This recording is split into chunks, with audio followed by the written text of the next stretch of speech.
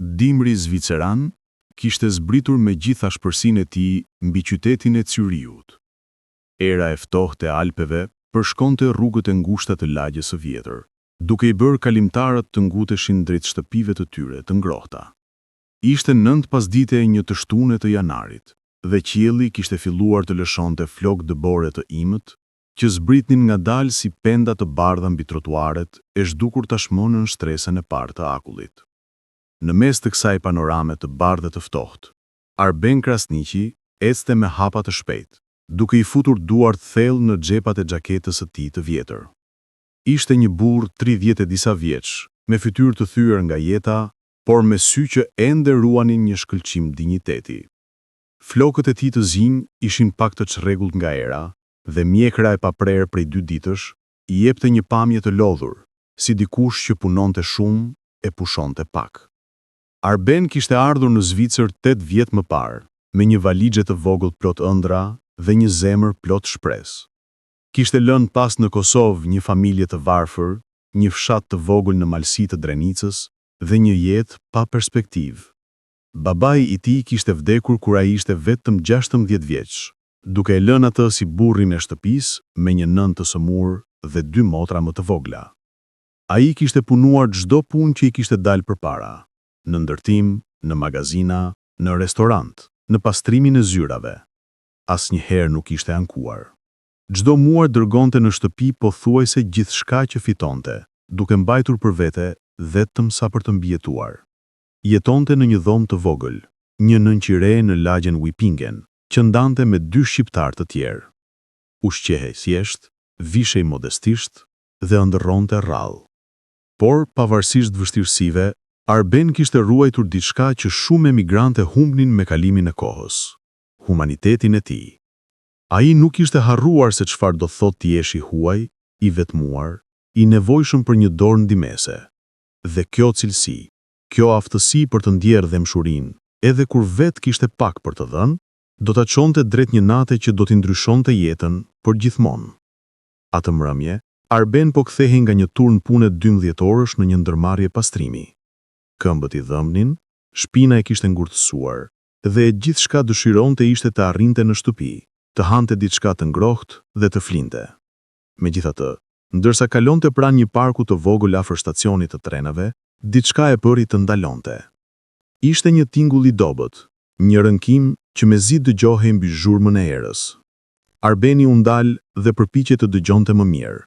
Për një moment mendoi se ishte imagjinat, por pastaj e dëgjoi përsëri, një zë i dobët që thërriste diçka të paqartë. Hilfe, Hilfe. Gjermanishtja e tij nuk ishte e përsosur, por e kuptonte mjaftueshëm mirë për të dalluar që dikush po kërkonte ndihmë. Zemra i filloi të rrahte më shpejt. Mund të kishte vazhduar, mund të kishte thënë vetes se dikush tjetër do ta gjente, se ai ishte shumë i lodhur, se kishte problemet e veta, por Arben nuk ishte ai lloj njeriu. U fut në park, duke ecur me kujdes mbi dëborën e freskët që kishte filluar të grumbullohej. Drurët e zhveshur ngrinin degët e tyre si skeleta të zeza kundrejt qiellit gri. Në distancë, drita e lampionëve krijonte hije të çuditshme. Dhe atje, në një stol të vjetër prej druri, gjysmë të mbuluar nga dëbora, pa një figurë të paluajtur. Zoti im, murmuriti Arbeni duke vrapuar drejt saj. Ishte një grua e vjetër, shumë e vjetër, e shtrirë në një pozicion të çuditshëm mbi stol. Veshja e saj ishte e mirë, por e njom plotësisht nga dëbora. Fytyra e saj ishte e bardhë sa gjallë, buzët e kaltërta dhe trupi i dridhej lehtë. Sytë e saj, të mbyllur gjysmë, u hapën ngadalë kur Arbeni u gjunjëzua pranë saj. Frau, können Sie mich hören? Pyeti Arbeni duke tundur lehtë. Können Sie mich hören? Gruaja hapi sytë pak më shumë. Ishin sytë kaltër, të zbehur nga mosha, por ende të gjallë. Buzët i lëvizën lehtë, duke përpiqur të flasin, por nuk doli zë. Arbeni i kuptoi me njëherë, kjo grua po vdiste nga i ftohti. Sa kohë kishte qëndruar tu? 1 orë? 2 orë? Me këtë kohë hipotermia mund ta kishte marrë tashmë në kthetrat e saj. Pa u humbur kohë, Arbeni e hoqi xhaketën e tij dhe i avuri gruas mbi trup, ndonse dinte se nuk ishte shumë. Pastaj nxori celularin e tij të vjetër dhe me duar të dridhura nga adrenalina thirri numrin e urgjencës. Ambulancë, im Stadtpark, neben der Bahnhof, eine alte Frau, sie stirbt. Foli me ngut, duke përzir pak gjermanishten me anglishten në panikun e tij. Operatorja në anën tjetër të linjës ishte profesionale dhe e qetë. Bleiben Sie ruhig. Wir kommen sofort. Ist Sie bei Bewusstsein? Ja, po pak, shumë pak. Shpejt, ju lutem, po ngrin. 5 Minuten. Bleiben Sie bei ihr. 5 minuta. 5 minuta që mund të nënkuptonin diferencën me jetës e vdekjes. Arbeni e mori grua në krah me kujdes. Ishte e lehtë si një zog, kockat e saj ndieshin si shkopinj në lëkurën e lakur. Filloi të fërkonte, ta lëvizte duke përpiqur t'i mbante trupin aktiv. E thirri vazhdimisht duke i folur në shqip, në gjermanisht, në anglisht, çfarë do që mund të ndihmonte. Mos u dorëzo nëna, ndihma po vjen, qëndro me mua. Gruaja e vjetër i shikoi me ato sy të zbehur. Për një moment, Arbeni mendoi se pa një buzëqeshje të vogël në buzët e saj, ose ndoshta ishte vetëm imagjinat. Më në fund, pas asaj që u duk si një përjetësie, Arbeni dëgjoi sirenën. Drita blu e ambulancës ndricoi parkun dhe 2 paramedik zbritën me pajisje të shpejta dhe profesionale. Kocaj dang, tha Arbeni kur ata erdhën. Paramedikët filluan punën me njëherë. Kontrolluan pulsin, temperaturën, vun mbulesa termike, filluan një IV. Arbeni qëndroi aty, duke shikuar skenën, duke u ndjer pa pritur shumë i panevojshëm, por i paaft për t'u larguar. "Kennen Sie diese Frau?" pyeti një prej paramedikëve, një burr i gjatë me sy të kaltër dhe qëndrim të qetë profesional. Jo, unë e gjeta vetëm. Po vdiste këtu." "Sie haben ihr Leben gerettet", tha paramediku, duke e shikuar seriozisht. "Noch 10 Minuten und sie wäre tot gewesen." E kishe shpëtuar jetën. Ende 10 minuta dhe ajo do të kishte vdekur. Fjalët tingulluan të çuditshme në veshët e Arbenit. Ai nuk ishte bërë asgjë të jashtëzakonshme. Kishte bërë vetëm atë që çdo njeri me zemër do të bënte. Por duke parë pamjen e gruas së vjetër, duke e parë se sa afër vdekjes kishte qenë, e kuptoi se ato fjalë ishin të vërteta. "A njihni? Ku jeton?" pyeti Arbeni. Paramediku tundi kokën. "Asnjë identifikim. Asnjë çantë. Do ta çojmë në Spital Universitets Spital. Policia do të hetoj." E ngarkuan gruan në ambulancë. Përpara se të mbylleshin dyret, ajo hapi syt përsëri dhe e shikoi Arbenin. Kësaj radhe, ishte e sigurt. Ajo po buzëqeshte. Buzët e saj të thata lëvizën, duke formuar fjalë që ai nuk i dëgjoi dot. Pastaj ambulanca u largua, sirenën duke u zbehur në natë, duke lënë Arbenin të qëndronte i vetëm në parkun e bardhë, pa xhaketë, i dridhur nga i ftohti, por me një ndjenjë të çuditshme ngrohtësi në zemër. Ai nuk e dinte ende, por ajo natë kishte vënë vetëm fillimi. 2 ditë kaluan. Arbeni u përpoq të harronte ngjarjen, por nuk mundi dot. Çdo natë kur mbyllte syt, shihte fytyrën e asaj gruaje të vjetër. Sytë e saj që po shuheshin ngadalë.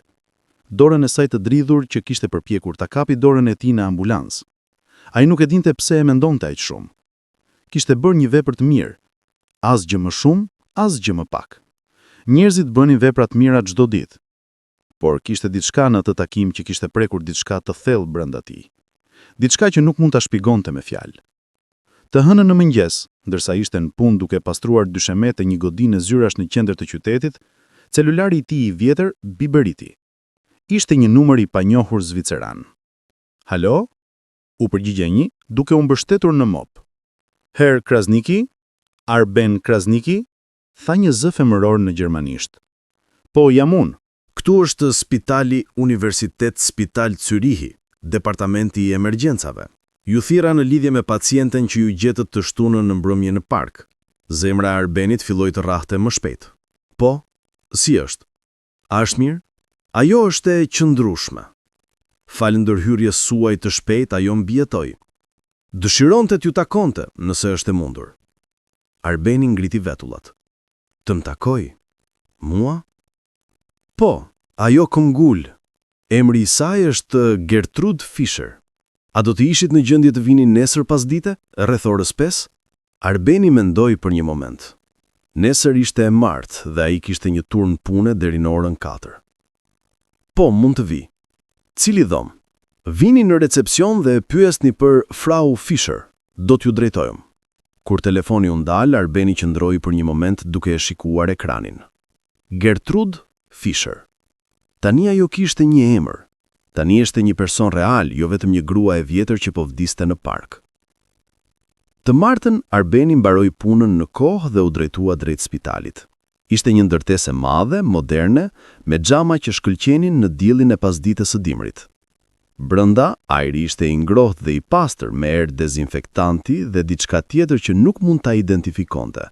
Një erë që i përkiste vetëm spitaleve, një përzierje frike, shprese dhe vuajtjeje. Në recepcion, një grua e re me uniformë të bardhë dëgjua dhe drejtua drejt katit të tretë. Ndërsa hipte me ashensor, Arbeni ndjeu një nervozizëm të çuditshëm. Përse ishte kaq i tensionuar, ishte vetëm një vizitë kurtezie. Dhoma e Gertrud Fischer ishte në fund të një korridori të gjatë. Arbeni trokiti left në derë. "Herain," tha një zë i dobët nga brenda. Hyri ngadalë. Dhoma ishte e vogël por e çiltër me një dritare të madhe që shikonte drejt Alpeve në distancë. Në krevat, e mbuluar me batania të bardha, ishte grua që ai kishte shpëtuar. Por tani në dritën e ditës dhe pa rrezikun e vdekjes mbi të, Arbeni e pasi duhej për herë të parë. Gertrud Fischer ishte një grua që duhet të ishte në 80 e disa vjeçe, ndoshta edhe 90. Flokët e saj ishin krejtësisht të bardhë, të lidhur në një bishtë të vogël. Fytyra e saj ishte e rrudhur thellë, por jo në atë mënyrë që të bënte të dukej e këqe. Përkundrazi, ato rrudha dukeshin si harta e një jete të jetuar plotësisht. Sytë e saj të kaltër ishin të kthjellët tani, dhe aty shkëlqente një inteligjencë mpret që mosha nuk e kishte zbehur dot. "Herr Krasniqi," tha ajo në gjermanisht duke buzëqeshur lehtë. "Po, unë jam. Si jeni, Frau Fischer?" "Gjallë, falush." Ajo i bëri shenjë të ulej në karrigen pranë krevatit. "Ju lutem uluni." Arben u ul, duke u ndjerë papritur shumë i vetbishëm për veshjet e tij të punës të njollosura, dajeren e vjetër, këpucët e konsumuar. Por nëse Gertrude vuri re, ajo nuk e tregoi. "Më falmi që erdha kështu, drejt për drejt nga puna," filloi Arben. Gertrud e ndali me një lëvizje të lehtë të dorës. "Ju keni ardhur. Kjo është ajo që ka rëndësi." Ajo e shikoi për një moment, sytë e saj duke studiuar fytyrën e tij, me një vëmendje që e bëri Arbenin ta ndije sikur ajo po lexonte shpirtin e tij. "Ju më shpëtuat jetën. Bëra atë që do të bënte çdo njeri," tha Arben modestisht. "Jo." Zëri i Gertrudës ishte i butë por i vendosur. "Jo, nuk do ta bënin." Ajo natë, 10 njerëz kaluan pranë atij parku. E dini sa njerëz më pan ulur atje, të vetmuar, të akullt? Të paktën 5, dhe secili vazhdoi. Secili kishte arsyet e tij, ishte shumë vonë, ishte shumë ftohtë, nuk ishte problemi i tyre. Por ju ndalët. Përse? Arben nuk dinte çfarë thoshte. "Unë ju dëgjova duke kërkuar ndihmë. Dhe kur e dëgjuat, ju erdhët. Pavarësisht se ishit i lodhur, pavarësisht se ishte ftohtë, pavarësisht se nuk më njihnit." Gertrude pisqeshi, dhe për një moment, Arben pa një dritë të veçantë në sytë e saj. "A e dini çfarë thot kjo për ju?" "Nuk e di." "Thot që ju jeni një njeri i mirë, një njeri me zemër, dhe botës i nevojiten më shumë njerëz si ju."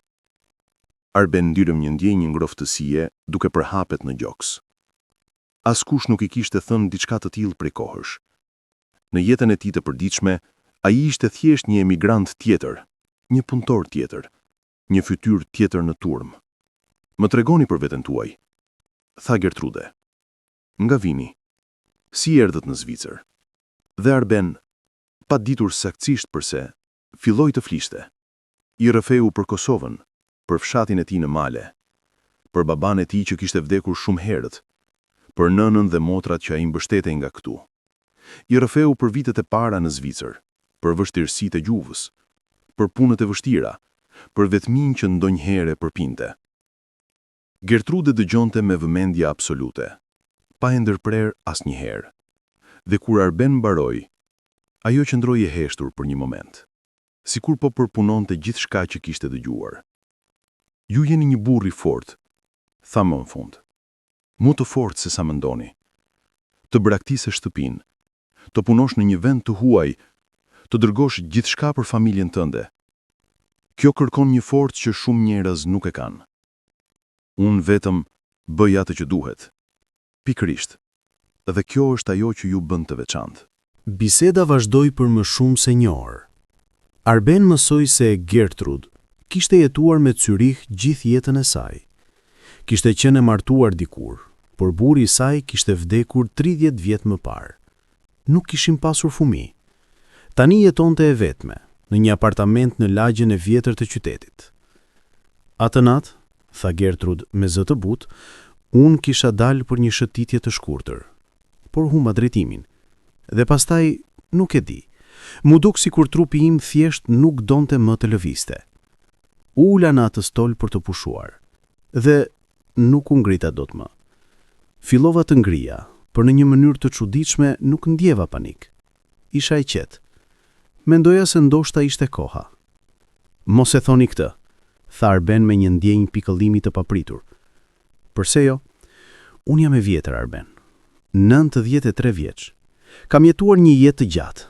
Kam parë shumë gjëra. Kam dashuruar dhe kam humbur.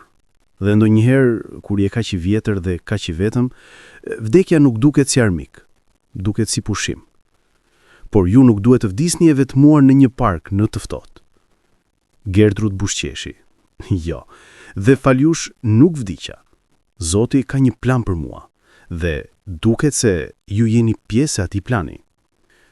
Kur Arben u largua nga spitali atë mbrëmje, u ndjeni ndryshuar. Nuk mund ta shpjegonte, por ndikimi i asaj gruaje të vjetër kishte prekur diçka të thellë brenda tij. Kishte një urtësi në të, një qetësi, një mënyrë për të parë botën që ai donte ta mësonte. Ai nuk e dinte ende, por ajo ishte vetëm takimi i parë i shumë të tjerëve.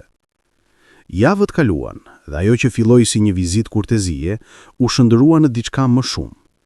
Arben filloi ta vizitonte Gertrud rregullisht, në fillim në spital dhe pastaj, kur ajo u shkarkua, në apartamentin e saj të vogël në lagjen Niederdorf. Apartamenti i Gertrudës ishte në katin e 4 të një ndërtese të vjetër pa ashensor. Shkallët ishin të pjerta dhe të konsumuara. Muret e hollës ishin të mbuluara me letër të vjerdhur nga koha. Por kur Arben hyri brenda për herë të parë, mbeti i habitur.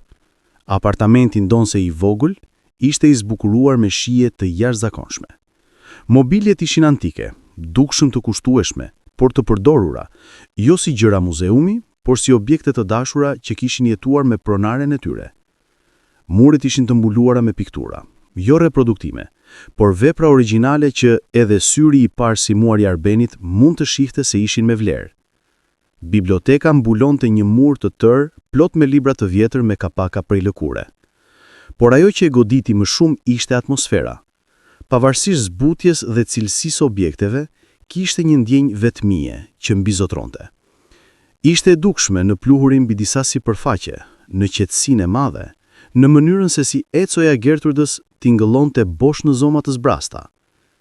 E bëni veten rehat, tha Gertrud me shenjë drejt një koltuku të vjetër pranë dritares. Do të bëj çaj. Jo, lejoni mua, tha Arben duke u ngritur. Ku është Guzhina? Gertrude buzëqeshi. Jeni një burr i sjellshëm. Guzhina është aty. Dhe kështu filloi një ritual. Çdo të shtunë pas dite pas punës, Arben shkonte te Gertrude. Herdoherë shtynte gjërat e rënda për të, riparonte gjëra që ishin prishur, pastronte vende që ajo nuk mund t'i arrinte më. Por më shumë se sa gjithçka, ata flisnin. Gertrude kishte një jetë interesante për të treguar. Kishte jetuar përmes luftës së dytë botërore si një fëmijë e vogël. Kishte parë Zvicrën të ndryshojë nga një vend bujësor në një nga ekonomitë më të pasura në botë. Kishte udhëtuar nëpër Europë, kishte mësuar gjuhë të shumta, kishte lexuar libra që Arben kurrë nuk kishte dëgjuar. Por nuk ishte vetëm Gertrude që rrëfente histori. Arben gjithashtu gjeti veten duke hapur zemrën e tij në mënyra që nuk e kishte bërë kurrë me askënd tjetër. I rrëfeu për frikën e tij të fshehtë se do të harronte shqipen, se do të harronte familjen e tij, se do të bëje një i huaj edhe për veten. I rrëfeu për ëndrat që kishte pasur dikur, të studionte, të bëje diçka më shumë se sa një punëtor, dhe se si ato ëndra kishin zbehtësuar me kalimin e viteve. Nuk është kur vonë, tha Gjertrude një pasditë ndërse pinin çaj te dritarja dhe shikorin shi të rëfen që godiste Curihin. Për të mësuar, për të ndryshuar, për të hëndëruar përsëri. Unë jam 36 vjeç, nuk kam diploma, nuk kam para. Mozart kishte vdekur në 35 vjeç. Grandma Mozes nuk filloi të pikturonte derisa ai ishte 77 vjeç. Kolonel Sanders themeloi KFC kur ishte 62. Mosha është vetëm një numër, Arben. Por është e ndryshme për mua. Unë kam përgjegjësi. Familja ime varet nga unë. E kuptoj. Por kjo nuk do të thotë se duhet të dorëzohesh nga vetja jote. Madje, kur ti rritesh, kur ti bëhesh më i mirë, edhe familja jote do të përfitojë. Arbeni e dinte se ajo kishte të drejtë, por nuk ishte kaq e thjeshtë. Koha, energjia, paraja, gjithçka ishte e kufizuar. Çdo orë që ai kalonte duke studiuar do të ishte një orë më pak pune, një orë më pak të ardhura. Por Gertrude nuk e la ta braktiste iden. Filloi të jepte libra në fillim në gjermanisht të lehtë, pastaj gjëra më të avancuara. Filloi ta korrigjonte kur ai bënte gabime gramatikore, por jo në një mënyrë që ta bënte të ndjehej i vogël, në një mënyrë që nxite mësimin.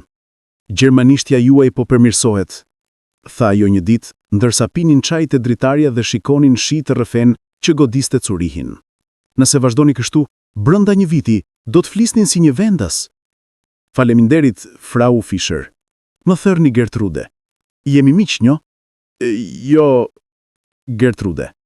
Muajt kaluan dhe lidhja midis tyre u thellua. Për Arbenin, Gertrude u bë si gjyshja që ai nuk e kishte pasur kurrë. Një burim urtësia, mbështetjeje dhe dashurie të pakushtëzuar. Për Gertrude, Arben u bë biri që ajo nuk e kishte pasur kurrë, dikush për të kujdesur, dikush që e bënte të ndihej të nevojshme dhe të dashur. Në verën e atij viti, Gertrude filloi ta merrte Arbenin me vete në shëtitje. Në fillim ishin shëtitje të shkurtra, në park afër shtëpisë, përgjatë liçenit të Curikut. Përpastaj filluan të eksploronte më shumë. Gertrude i tredonte historinë e qytetit, të ndërtesave të vjetra, të familjeve të pasura që kishin ndërtuar këtë parajsë alpine.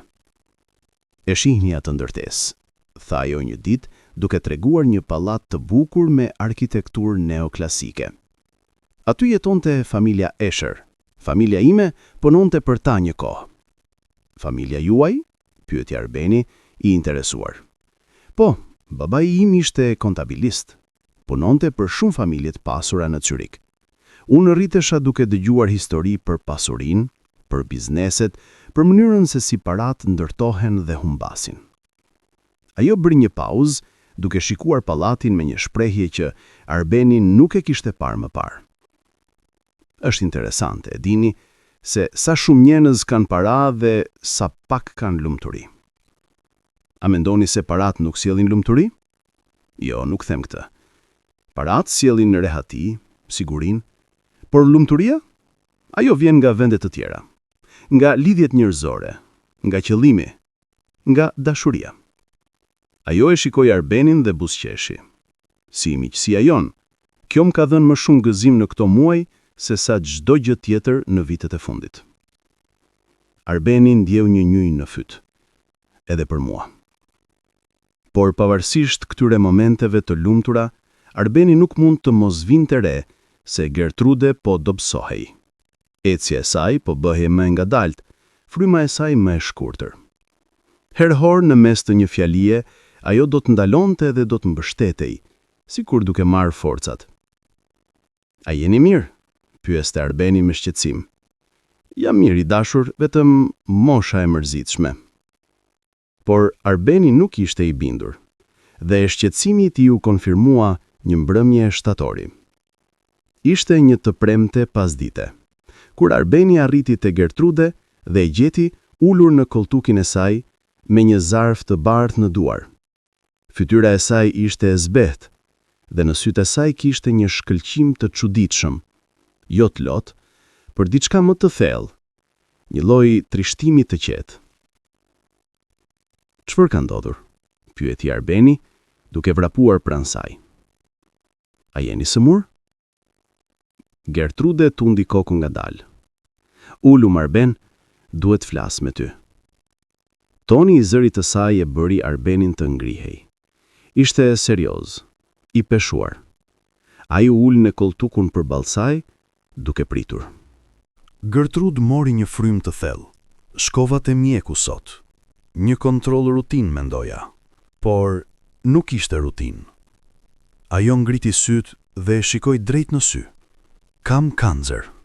Në mushkri. Është përhapur. Bota e Arbenit u tund. Jo, kjo nuk mund të jetë e vërtet. Është shpirti im. Dhe nuk ka shumë që mund të bëjnë.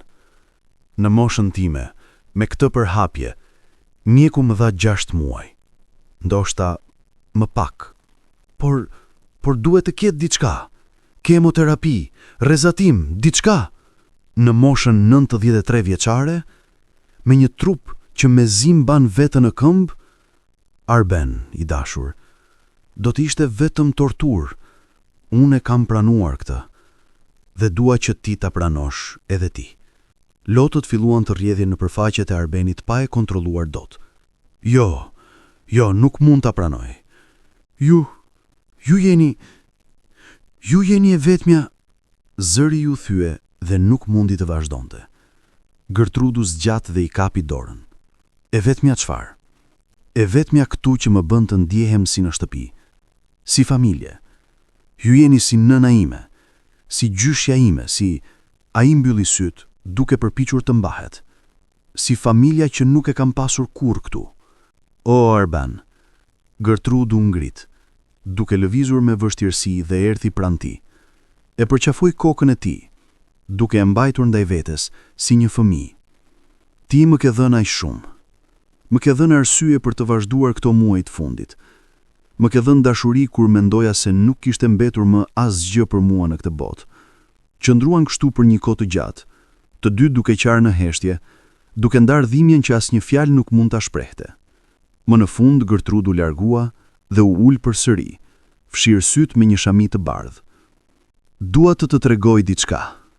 Diçka që askush nuk e njeh. Arbeni e pa me sy të kuq. Çfarë? Gertrudu ngrit dhe shkoi drejt një dollapi të vjetër në qoshtë të domës. E hapi me një çelës të vogël që mbante në gji, dhe nxori një kuti druri të vogël të zbukuruar me skulptura të holla. E solli dhe e vuri në tavolinën e kafes midis tyre. Kjo, tha ajo ngadalë, është historia ime. Historia që askush nuk e njeh. E hapi kutin. Brenda kishte fotografi të vjetra, dokumente të verdhura, letra. Gertrud filloi t'i nxirrte një nga një. Unë e thash se buri im vdiq 30 vjet më parë. E vërtet, por nuk të thash kush ishte ai. Ajo ngriti një fotografi të një buri të hijshëm me mustaqe, me kostum elegant. Ky është Werner Fischer, bashkëshorti im. Ishte industrialist. Zotëronte fabrika, investime, prona të patundshme në gjithë Zvicrën. Arbeni e shikoi fotografinë me abi. Ishte i pasur? Shumë i pasur. Një nga njerëzit më të pasur në Zyrich në kohën e tij. Dhe kur vdiq, gjithçka më mbeti mua. Arbeni e shikoi Gertrudën me një përzierje befasie dhe konfuzioni. Por ju jetoni në një apartament kaq të vogël? Po, e di, duket e çuditshme apo jo? Gertrude buzëqeshi me trishtim. Por pas vdekjes së Werner, unë nuk doja më asgjë nga jeta e madhe. Pallatet, shërbimet, miqësia e rreme e njerëzve që vinin vetëm për parat tona. E shita gjithçka. Mbajta vetëm këtë apartament të vogël. Ishte shtëpia e parion, e dini, kur sapo ishim martuar dhe Werner kishte vetëm një biznes të vogël. Dhe mbajta diçka tjetër. Ajo ngriti një letër. Investime, aksione, prona, gjithçka të menaxhuar nga një firmë besimi këtu në Zyrich. Nuk i kam prekur kurrë, i kam lënë të rriten, të shumë fishohen. Ajo e shikoi Arbenin seriozisht. Vlerësohen sot në rreth 80 milion franga zviceran. Arbeni ndjeu sikur zemra do t'i ndalonte. 80 milion? Po, dhe nuk kam asnjë trashëgimtar, asnjë fëmijë, asnjë mik të ngushtë, asnjë të afërm.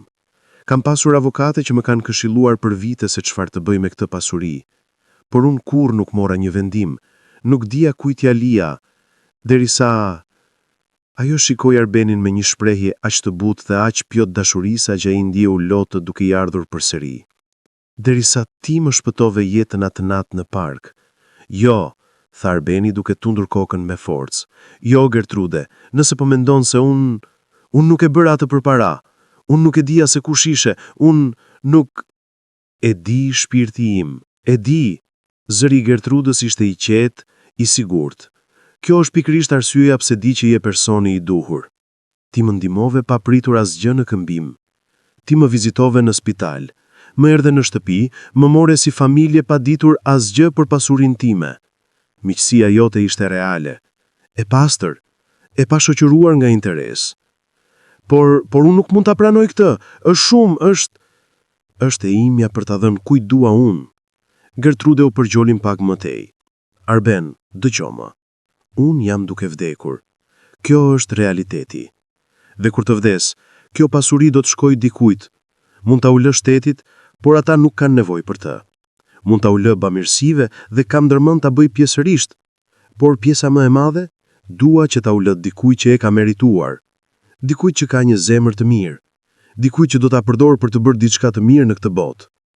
Por unë jam thjesht një punëtor. Unë nuk di si të menaxhoj para të tilla. Do të mësosh dhe do të kesh ndihmë, avokat, këshilltar financiar, gjithçka është tashmë e organizuar. Por ajo që është e rëndësishme është që ti ke atë që parat nuk mund ta blejnë, një karakter të mirë. Arben ra në heshtje, duke përpiqur ta përpunonte gjithë këtë. Ishte e palogjikshme, e pabesueshme. Gjëra të tilla nuk u ndodhnin njerëzve si ai. Kur? Pyeti më në fund. Avokatët e mi po përpetisin dokumentet. Do të jetë zyrtare e brenda një jave. Gertrude e shikoi me një shprehje serioze. Por ka një gjë që dua të kërkoj prej teje. Çfarë do lloj gjëje? Çfarë do lloj? Kur unë të mos jem më, dua që ti të vazhdosh të jesh njeriu që je. Mos lejo që paratë të ndryshojnë. Përdori për të ndihmuar të tjerët, ashtu siç më ndihmove mua. Jeto një jetë të mirë, por mos harro kurrë se nga ke ardhur dhe se çfarë të ka sjell këtu. Premtoj, tha Arbeni, zëri i tij i dridhur nga emocioni. Premtoj, Gertrude. Ajo buzëqeshi. E di që do ta mbash, dhe kjo është arsyeja pse po ta lë ty. Ato javë që pasuan ishin një përzierje e çuditshme lumturie dhe trishtimi. Arben kalonte çdo moment të lirë me Gertrude. Lexonin së bashku, gatuan së bashku. Flisnin për çdo gjë, për jetën, për vdekjen, për kuptimin e ekzistencës. Gertrude i rrëfeu histori nga jeta e saj që nuk i kishte treguar askujt kurrë. Për dashurinë e saj me Werner që kishte qenë reale dhe e thellë pavarësisht pasurisë. Për humjet që kishin psuar, fëmijët që nuk ishin mundur të kishin, ëndrat që kishin mbetur të parealizuara. Por edhe për momentet e lumtura, udhëtimet, aventurat, ngjarjet e vogla që i kishin bërë jetën e vlefshme për të jetuar. Jeta nuk matet në vite, tha ajo një ditë, ndërsa uleshin në balkonin e vogën dhe shikonin perëndimin e diellit mbi Alpe. Matet në momente kur ndihesh vërtet i gjallë, vërtet i lidhur me dikë, vërtet pjesë e diçkaje më të madhe se sa vetja jote. Dhe a keni pasur shumë momente të tillë? Mjaftueshëm, dhe disa nga më të mirat kanë qenë me ty, këto muajt e fundit. Arben zuri dorën e saj, tashmë kaq të dobët dhe të trajshër. Edhe për mua. Vjeshta erdhi, dhe me të, erdhi edhe përtejsimi i shëndetit të Gertrudës. Arben mori pushim nga puna për të kujdesur për të. Pronari i kompanisë së pastrimit, një zviceran i rept, por me zemër, e lejoi. Familja vjen përpara, tha ai. Ktheu kur të mundesh. Arben kalonte ditët dhe netët në apartamentin e Gertrudës. Gatuante për të. I jepte barnat. E ndihmonte të lëvizte nga shtrati në koltuk. Lexonte për të nga librat e saj të dashur. Dhe më e rëndësishmja, qëndronte atje. Një prani e qetë, e dashamirë, në mesin e natëve të gjata kur dhimbja bëhej shumë e madhe. Mjekët erdhën, infermierët erdhën, por ishte Arben që ajo kërkonte gjithmonë. Ku është Arben? Pyeste kur zgjohej nga gjumi. A është ai këtu? Jam këtu, Gertrude. Përgjigjeja gjithmonë. Unë jam këtu. Një ditë, avokatët erdhën me dokumentet përfundimtare. Testamenti ishte nënshkruar, vulosur, zyrtarizuar. Gertrude Fisher, me mendje të plot dhe të qartë, i linte të gjitha pasurit e saj Arben Krasniqit me përjashtim të disa dhuratave për bamirësi dhe muzeu. A jeni sigurt? Pyeti avokati kryesor, një burr i moshuar me sy skeptik që kishte shikuar Arbenin sikur ai ishte një mashtrues që kishte manipuluar një grua të vjetër. Ky njeri është praktikisht një i huaj për ju. Ky njeri, tha Gertrude me një forcë që habiti të gjithë në dhomë, është më shumë familje për mua se sa shumica e njerëzve që kemi njohur në të gjithë jetën tonë. Vendimi im është përfundimtar. Avokati u dorëzua. Ndon se ishte qartë që nuk ishte i lumtur. Pas nënshkrimit, ai u drejtua Arbenit me një ton të ftohtë. Do të kontestohet, e dini? Shteti, të afërmit të largët nëse gjenden, të gjithë do të përpiqen ta rrëzojnë këtë testament. Ata mund të provojnë, tha Gertrude. Kam lënë një letër, dokumentacion, dëshmi. Ky testament do të qëndrojë. Dhe kështu ishte. Por për Arbenin testamenti nuk kishte rëndësi. Ajo që kishte rëndësi ishte gruaja që po i largohej ngadalë çdo ditë. Në mesin e tetorit, Gertrude u bëa që dobët sa mezi mund të fliste. Arbeni qëndronte pranë, duke mbajtur dorën e saj, duke i lexuar poezitë që ajo kishte dashur. Goethe, Rilke, Hesse, një mbrëmje, ndërsa dielli po përbindej dhe dhoma mbushej me një dritë të artë të butë, Gertrude hapi sytë dhe shikoi Arbenin. Arben, tha ajo zëri pak më shumë se një përshpëritje. Jam këtu. Faleminderit. Për çfarë? Për gjithçka. Për atë natë në park. Për gjitha vizitat. Për dashurinë. Ajo buzëqeshi dobët. Ti më dhe një fund të bukur.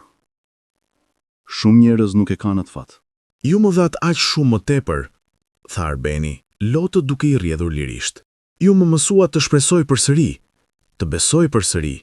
Ju më dhat një arsye për të qenë këtu. Dhe ti do të vazhdosh apo jo? Do të bësh diçka të mrekullueshme me jetën tënde? Po, premtoj. Mirë. Gertruda mbylli syt për një moment, duke marrë frymë me vështirësi. Kur i hapi përsëri kishte një shkëlqim në to që Arben nuk e kishte parë prej javësh. A e di çfarë besoj? Çfarë?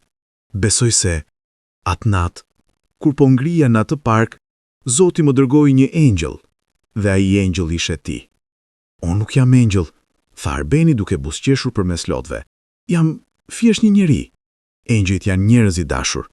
Njerëz që zgjedhin të bëjnë mirë, kur mund të zgjedhin të mos bëjnë asgjë. Ajo pushoi, duke marrë frymë të vështirë. Arbeni mund ta shihte se ajo po lodhej, se fundi po afronte.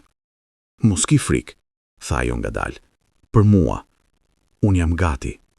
Kam jetuar mirë, kam dashuruar, kam gjetur qetësi. Ajo shtrëngoi dorën e tij me forcën e vogël që kishte mbetur. Dhe kam gjetur ty.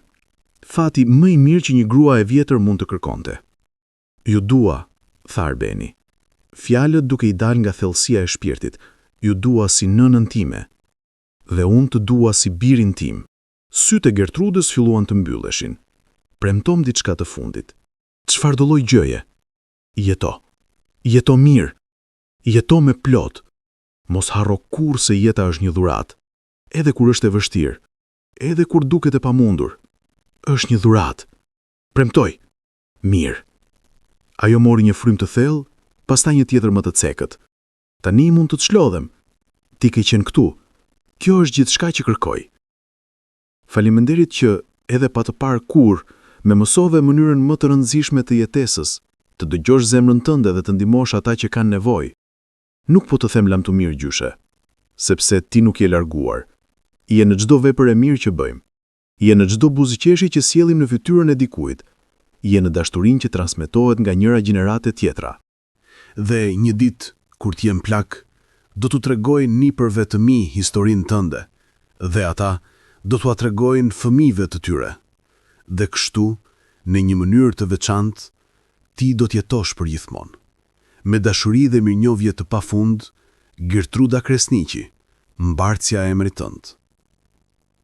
Arben mbylli librin dhe qau. Ishin lot gëzimi, lot mirënjohjeje, lot realizimit se rrethimi kishte mbyllur në mënyrën më të bukur të mundshme.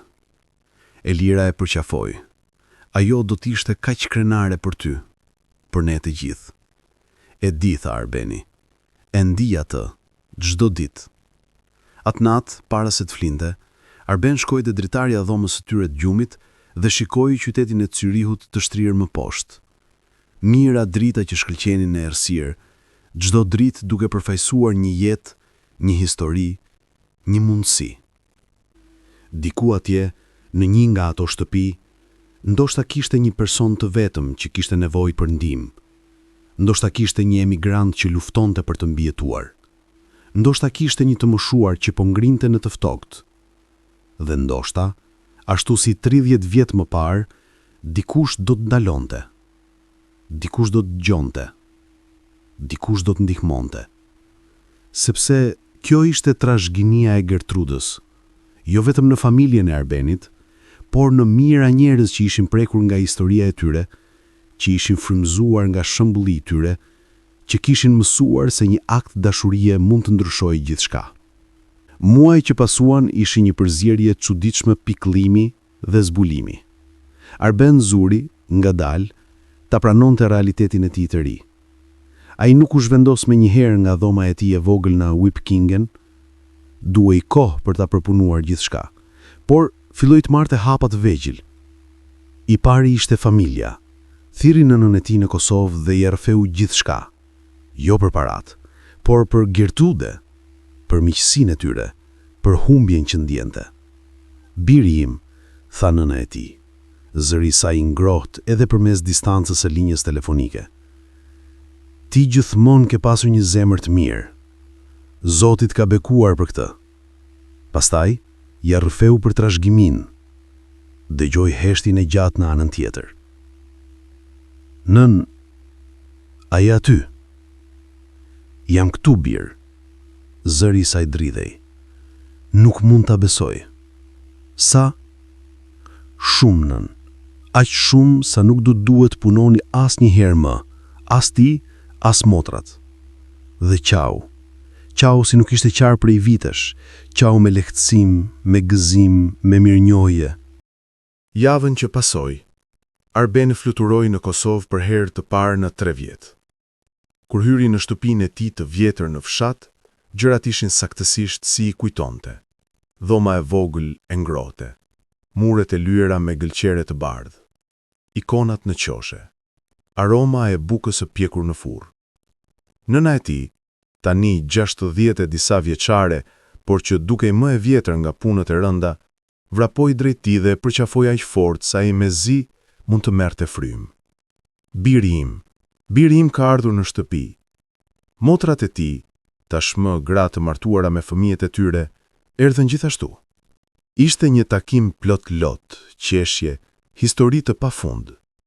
Ato mbrëmje, ndërsa uleshim rreth tryezës së vjetër të kuzhinës duke ngrënë bukë të fshati dhe djathin, Arbeni u foli për planet e tij. Dua të ndërtoj një shtëpi të re për ty, nën. Një që të jetë ngrohtë me ngrohje qendrore me banjë moderne. Nëna e tij tundi kokën.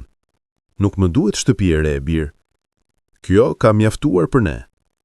Por tani mund të kemi më mirë, mund të jesh rehat. Rahatia nuk vjen nga muret, birë. Vjen nga zemra. Ajo e shikoi me ato sy të mençur që kishin parë aq shumë vuajtje. Por, nëse do të ndërtosh, ndërto për fsatin. Ka aq shumë familje këtu që kanë nevojë. Ndërtoj një qendër mjekësore, një shkollë më të mirë për fëmijët, një shtëpi për të moshuarit që nuk kanë kujdestar. Arbeni e shikoi me admirim. Kjo ishte nëna e tij, e varfër në para, por e pasur në urtësi dhe bujarin. Do ta bëj, tha ai. Do t'i bëj të gjitha këto. Dhe filloi. Me ndihmën e avokatëve zviceran dhe një ekipi në Kosovë, Arbeni filloi projektet e para. Një qendër mjekësore për fshatin, bursa shkollore për të rinj që donin të studionin, fonde për familjet në nevojë. por nuk i harroi as bashkëdhetaret e tij në Zvicër. Themeloi një fondacion që ndihmonte emigrantët shqiptar, me kurse gjuhe, me këshilla ligjore, me mundësi punësimi, me mbështetje për integrimin. Një ditë, 6 muaj pas vdekjes së Gertrudës, Arbeni organizoi një ngjarje në një sallë në Qyri. Kishte ftuar të gjithë emigrantët shqiptar që njihte, punëtor, pastrues, kuzhinier, ndërtues, ishin mbi 200 vet. Kur doli në skenë dhe filloi të fliste, ndjeu nervozizmin. Por pastaj kujtoi fjalët e Gertrudës. Jeto me guxim. Miq të dashur, filloi ai në shqip. Disa prej jush më njohin. Shumë prej juve nuk më njohin. Emri im është Arben Krasnici dhe kam një histori për t'ju treguar. Dheurofeu. Të gjithën, natën në park, miqësinë me Gertrudën, trashëgimin, premtimet që kishte bërë. Ndërsa fliste, pas sytë e prekur, kokët që tundeshin, lotët që rridhnin. Unë jam këtu sot, vazhdoi ai, sepse dua t'ju them se asnjëri prej nesh nuk është vetëm. Ne jemi një komunitet, një familje. Dhe tani që Zoti më ka dhënë këtë bekim, dua ta ndaj me ju. Ai prezantoi fondacionin, Zemra e Mirë, në kujtim të Gertrudës dhe fjalëve të saj për zemrat e mira. Fondacioni do të ofronte kurse falas të gjermanishtes për emigrantët, këshilla ligjore dhe ndihmë me dokumentacionin, fonde emergjente për ata në krizë, bursa për fëmijët që donin të studionin, mbështetje për sipërmarrjet e vogla, ndihmë për bashkimin familjar. Kjo nuk është bamirësi, tha Ben. Kjo është drejtësi. Kjo është njohje se të gjithë meritojmë një mundësi për një jetë të dinjitetshme. Gertruden më dha një mundësi. Tani është radha ime t'ju jap juve. Mbetja e ngjarjes ishte një përzierje festimi dhe lotësh. Njerëzit vinin tek Arbeni, e përqafonin, i tregonin historitë e tyre. Një grua e moshuar, që punonte si pastruese, e kapi dorën dhe tha: Zoti të bekohet birë, ti je si engjëlli jon. Fjalët e njëjta që Gertrude i kishte thënë atij. Jeta kalonte, dhe me të erdhi edhe shërimi. Arbeni nuk e harroi kurrë Gertruden. Vizitonte varrin e saj çdo javë duke i sjell lule të freskëta dhe duke kaluar një moment në heshtje. Por jeta vazhdonte, dhe një ditë, në një nga ngjarjet e fondacionit, takoi dikë që do t'i ndryshonte zemrën përsëri. Emri i saj ishte Elira. Ishte një vajzë e re nga Prishtina që kishte ardhur në Zvicër 2 vjet më parë për të studiuar mjeksi. Por paraja kishte mbaruar dhe ajo po përpiqej ta vazhdonte duke punuar si infermiere në një shtëpi të moshuarish. Arbeni e pa për herë të parë kur ajo ishte duke ndihmuar në një nga eventet e fondacionit.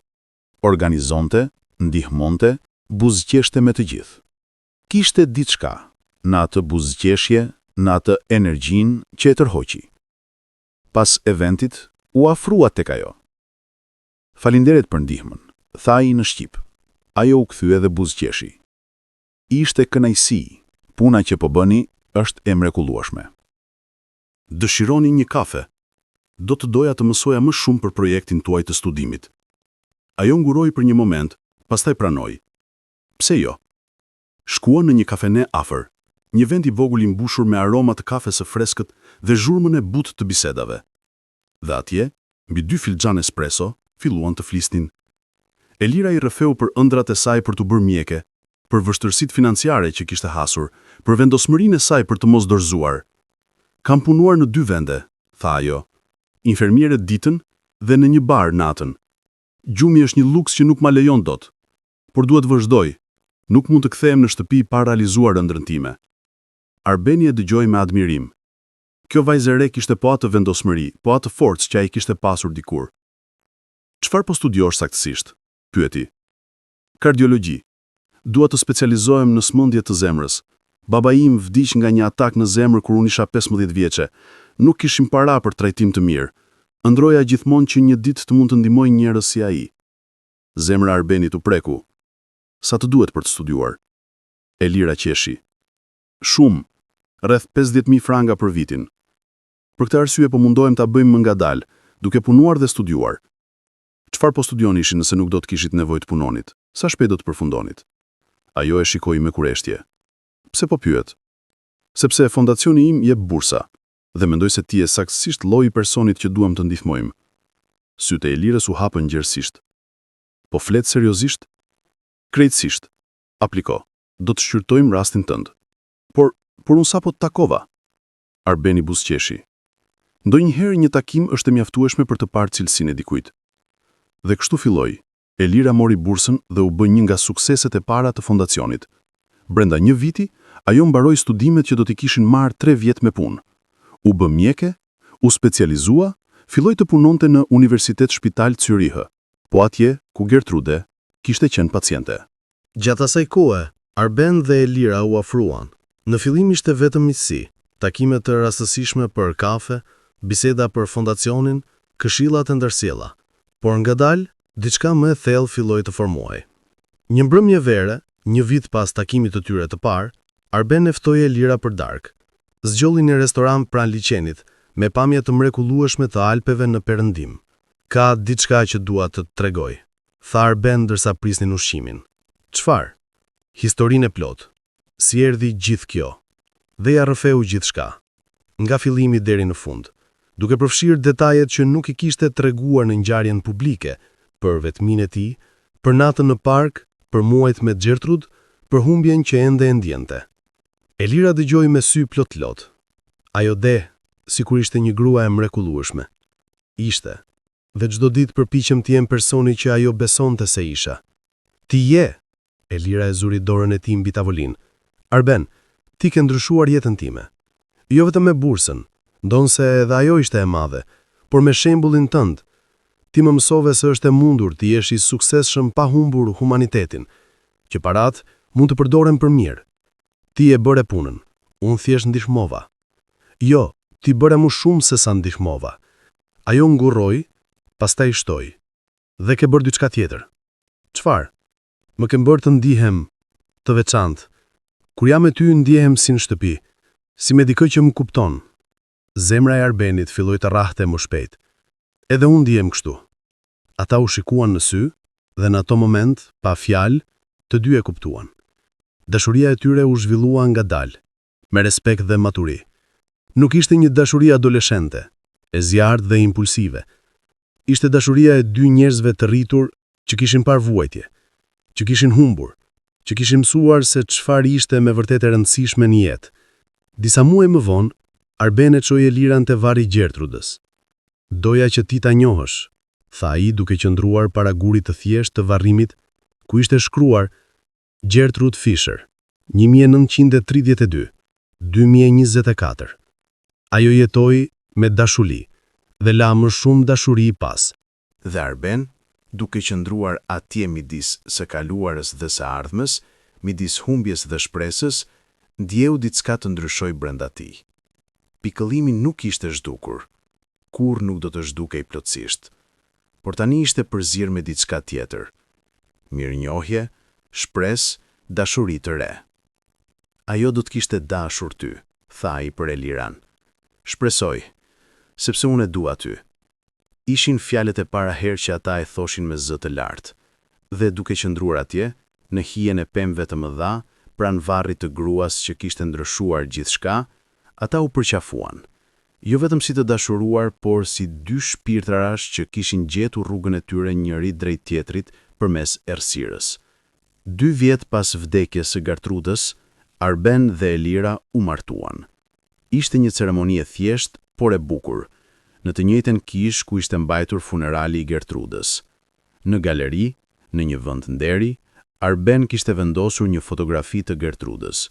Ajo buzëqeshte, e re, e lumtur, nga fotografia e saj e dasmës me Werner. Ajo është këtu, i tha ai Elirës, në zemra thona. Nëna Arbenit kishte ardhur nga Kosova, së bashku me motrat dhe familjet e tyre. Ishin të gjithë të veshur me tradita shqiptare, duke sjell një prekje të shtëpisë në këtë qytet zviceran të largët. Pas ceremonisë, gjatë festës, nëna Arbenit e mori për një moment më njanë. Jam krenar për ty, bir. tha ajo duke shikuar me ato sy plot dashuri. Jo për parat, as për suksesin, por sepse ke mbetur ai që je, sepse nuk e harruar se nga vjen. Si mund të harrojnën? Ju më mësuat gjithçka që di. Jo unë, jeta të mësoj, dhe ajo grua e mirë, Gertrude. Ajo të mësoj se si të jesh i mirë edhe kur ke fuqi. Dhe tani ti po ja mëson kësaj djale të bukur. Ajo buzëqeshte duke shikuar drejt Elirës. Ajo do të bëj të lumtur. E di. Dhe në fakt e bëri. Arben dhe Elira ndërtuan një jetë së bashku që ishte plot kuptim dhe qëllim. Blen një shtëpi në lagjen Seefeld, jo një pallat, por një shtëpi e bukur familjare me kopsht dhe pamje të liçenit. E dekoruan me shije, por thjesht, duke mbajtur disa nga mobiljet antike të Gertrudës që Arben kishte trashëguar. Elira vazhdoi punën e saj si kardiologe, duke u bërë një nga mjeket më të respektuara në fushën e saj. Arben vazhdoi të zgjeronte fondacionin, duke shtuar programe të reja, duke ndihmuar gjithnjë më shumë njerëz. Por ajo që i jepte kuptim më të madh jetës së tyre ishte puna e përbashkët në Kosovë. Çdo vit kalonin disa javë atje, duke punuar në projektet që Arbeni kishte filluar. Qendra mjekësore që kishte ndërtuar në fshatin e tij, tani shërbente 5 fshatra të ndryshme. Elira jepte konsulta falas dhe trajnonte infermierët lokale. Arben kishte ndërtuar edhe një shkollë të re, një bibliotekë publike dhe një qendër për gra të dhunuara. Kjo është trashëgimia e vërtet, i tha ai një herë Elirës, ndërsa shikonin fëmijë duke luajtur në oborin e shkollës së re.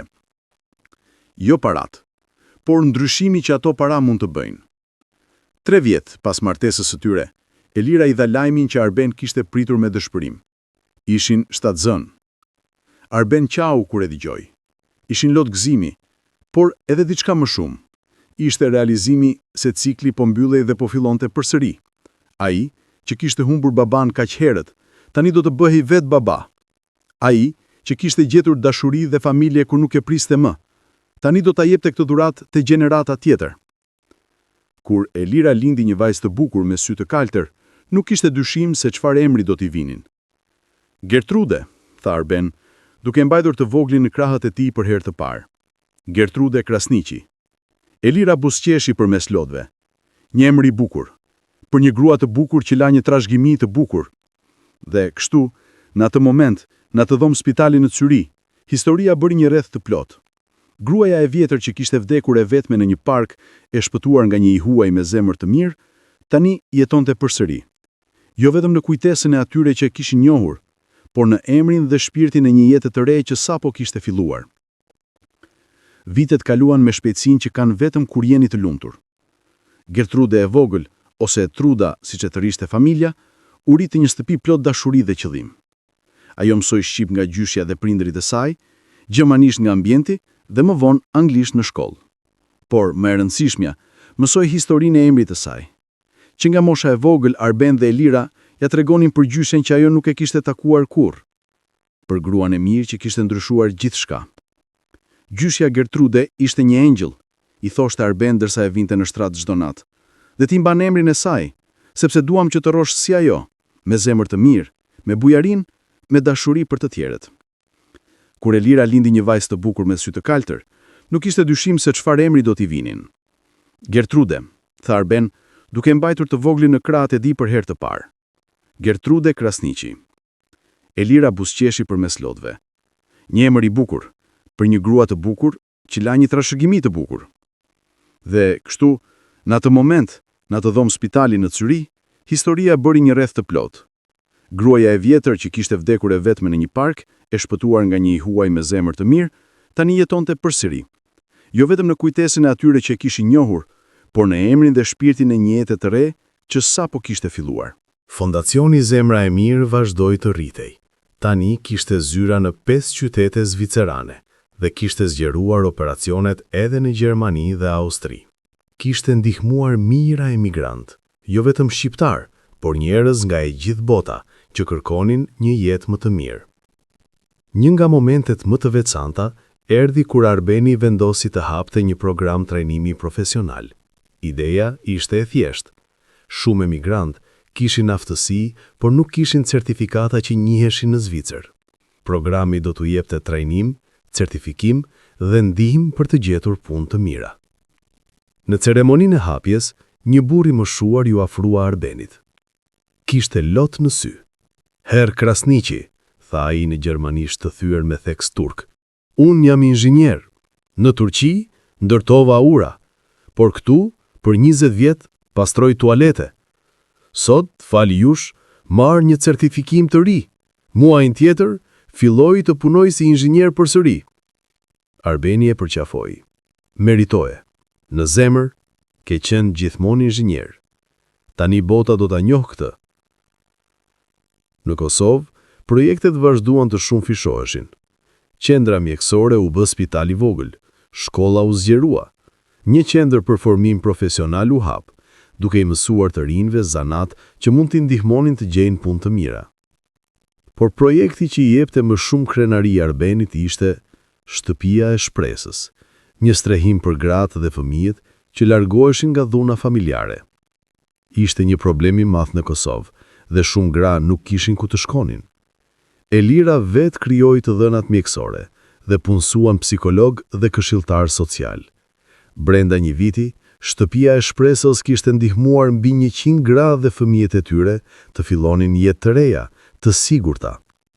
Një ditë, një grua e re me 2 fëmijë të vegjël erdhi në shtëpinë e Arbenit dhe Elirës në Zyrich. Kishte ardhur nga Kosova për t'u falënderuar personalisht. Ju më shpëtuat jetën, tha ajo, burri im rrihte çdo ditë. Mendova të vetvritëm, por pastaj dëgjova për Shtëpinë e Shpresës. Shkova atje, ata më dhanë një dhomë, ushqim, mbrojtje, më ndihmuan të gjeja punë të mira. Tani kam apartamentin tim, fëmijët e mi janë të sigurt, jemi të lumtur. Elira dhe Arbeni e dëgjuan duke qarë. Këto ishin momentet që e bënin gjithçka të vlej. Jo numrat në llogari bankare, por ndryshimi i vërtet në jetët reale. Por jeta, siç është e gjithmonë, nuk ishte vetëm suksese dhe celebrime. Erdhën edhe sfida. 8 vjet pas vdekjes së Gertrudës, një grua shfaqet në zyrat e fondacionit duke pretenduar se ishte mbesa e largët e Gertrudës dhe se testamenti duhet të ishte i pavlefshëm.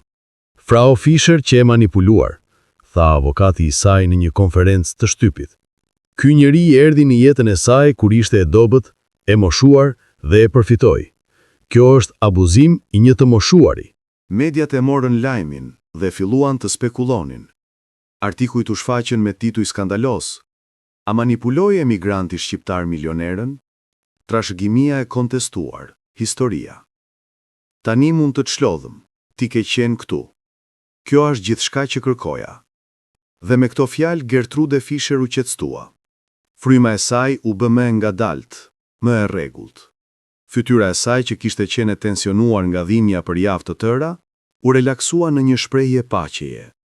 Arbeni qëndroi aty duke mbajtur dorën e saj. Duke i lexuar poezinë e fundit, një varg nga Rilke që ajo e kishte dashur veçanërisht. Ich lebe mein Leben in wachsenden Ringen, die sich über die Dinge ziehen.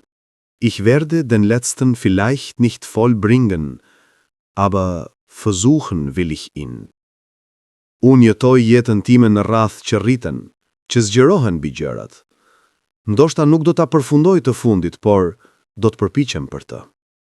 Kur mbaroi, Gertrude dha frymën e saj të fundit, kaq e butë, kaq e qetë, sa Arbeni pothuajse nuk e vuri re. Ishte sikur ajo thjesht kishte kaluar nga kjo botë në tjetrën, pa bujë, pa drama, me një qetësi që i përkiste vetëm atyre që e kishin pranuar fatin e tyre. Arbeni qëndroi aty për një kohë të gjatë duke qarë në heshtje, duke majtur ende dorën e saj që poftohej ngadalë. Jashtë qyteti vazhdonte të jetonte, makinat kalonin, njerëzit ecnin, jeta vazhdonte. Por në atë dhomë të vogël, koha dukej sikur kishte ndaluar. Më në fund, me zemër të thyer, Arbeni e la dorën e saj dhe thirri infermierën. Procedurat filluan. Mjeku u thirr, certifikatat u nënshkruan. Aranxhimet filluan të bëheshin. Por për Arbenin, gjithçka ishte mjegull. Ai lëvizi përmes ditëve që pasuan si në një ëndër të keqe, duke organizuar funeralin, duke takuar avokatët, duke njoftuar ata pak njerëz që Gertrude kishte njohur. Ceremonia funerale u mbajt në një kishë të vogël në lagjen e vjetër. Arbeni ishte habitur nga numri njerëzit që erdhën, të gjithë të moshuarit, por edhe disa të rinj. Një grua ju afrua dhe përqafoi. Ju jeni Arben? Pyetja ajo në gjermanisht. Po. Gertrude më rrëfeu për ju. Unë jam Eva, nga bamirësia për të moshuarit që ajo mbështekte. Ajo fliste gjithmonë për ju me aq dashuri. Ju e bët të lumtur në muajt e saj të fundit. Kjo është dhurata e madhe. Fjalë të ngjashme i erdhën nga njerëz të ndryshëm. Arbeni kuptoi se ndonse Gertrude jetonte thjesht, ajo kishte prekur shumë jetë me mirësinë e saj të qetë. Pas ceremonisë, avokatët e ftuan në zyrën e tyre. Ishte një ndërtesë e vjetër, elegante, në zemrën të qytetit financiar. Zyra ishte mbushur me libra ligjor dhe mobilje antike. Avokati kryesor, Herr Müller, qëndronte pas një tavoline masive prej druri. Shprehja e tij ishte ende e ftohtë, profesionale. Herr Krasniqi, filloi ai. Siç e dini, Frau Fischer ju ka lënë juve pothuajse të gjithë pasurinë e saj. Kam detyrë t'ju informoj për përmbajtjen e saktë të trashëgimisë. Ai hapi një dosje të trashtë dhe filloi të lexonte.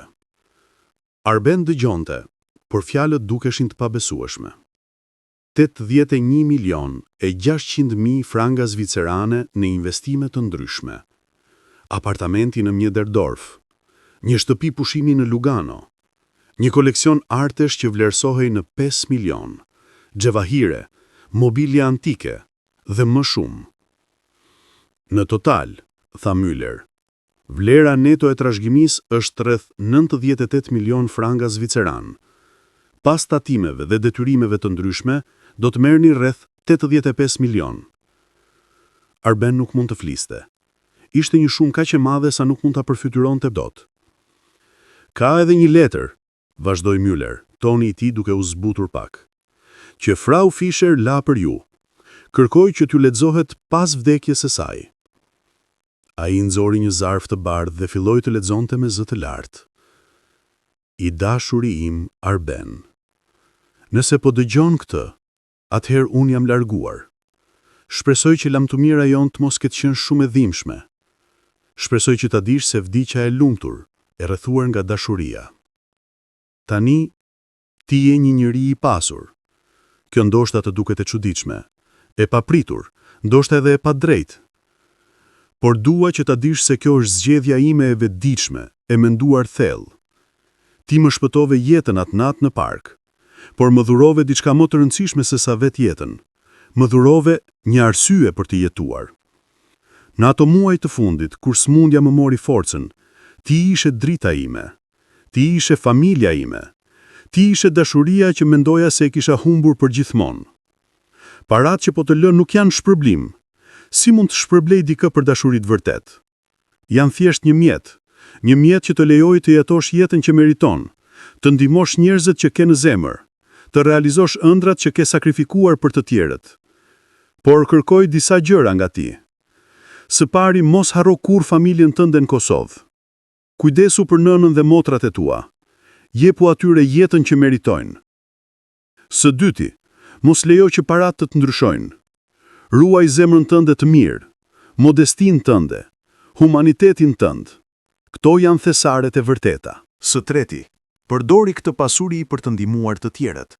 Ka aq shumë njerëz si ti, emigrant, punëtor, njerëz që luftojnë për të mbijetuar.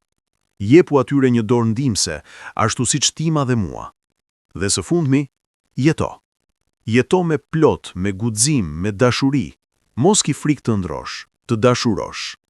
Shqiptari në Zvicër ndihmoi një plake që po vdiste pa e ditur se ajo ishte milionere. Vitet vazhduan të kalonin. Arben dhe Elira patën edhe 2 fëmijë. 2 djem që i quajtën Luan dhe Drin, emra shqiptar që lidheshin me rënjët e tyre. Truda u rrit në një vajzë të mençur dhe të sjellshme, që në moshë të re tregoi interesim për mjekësinë si nëna e saj, por edhe për punën sociale si babai.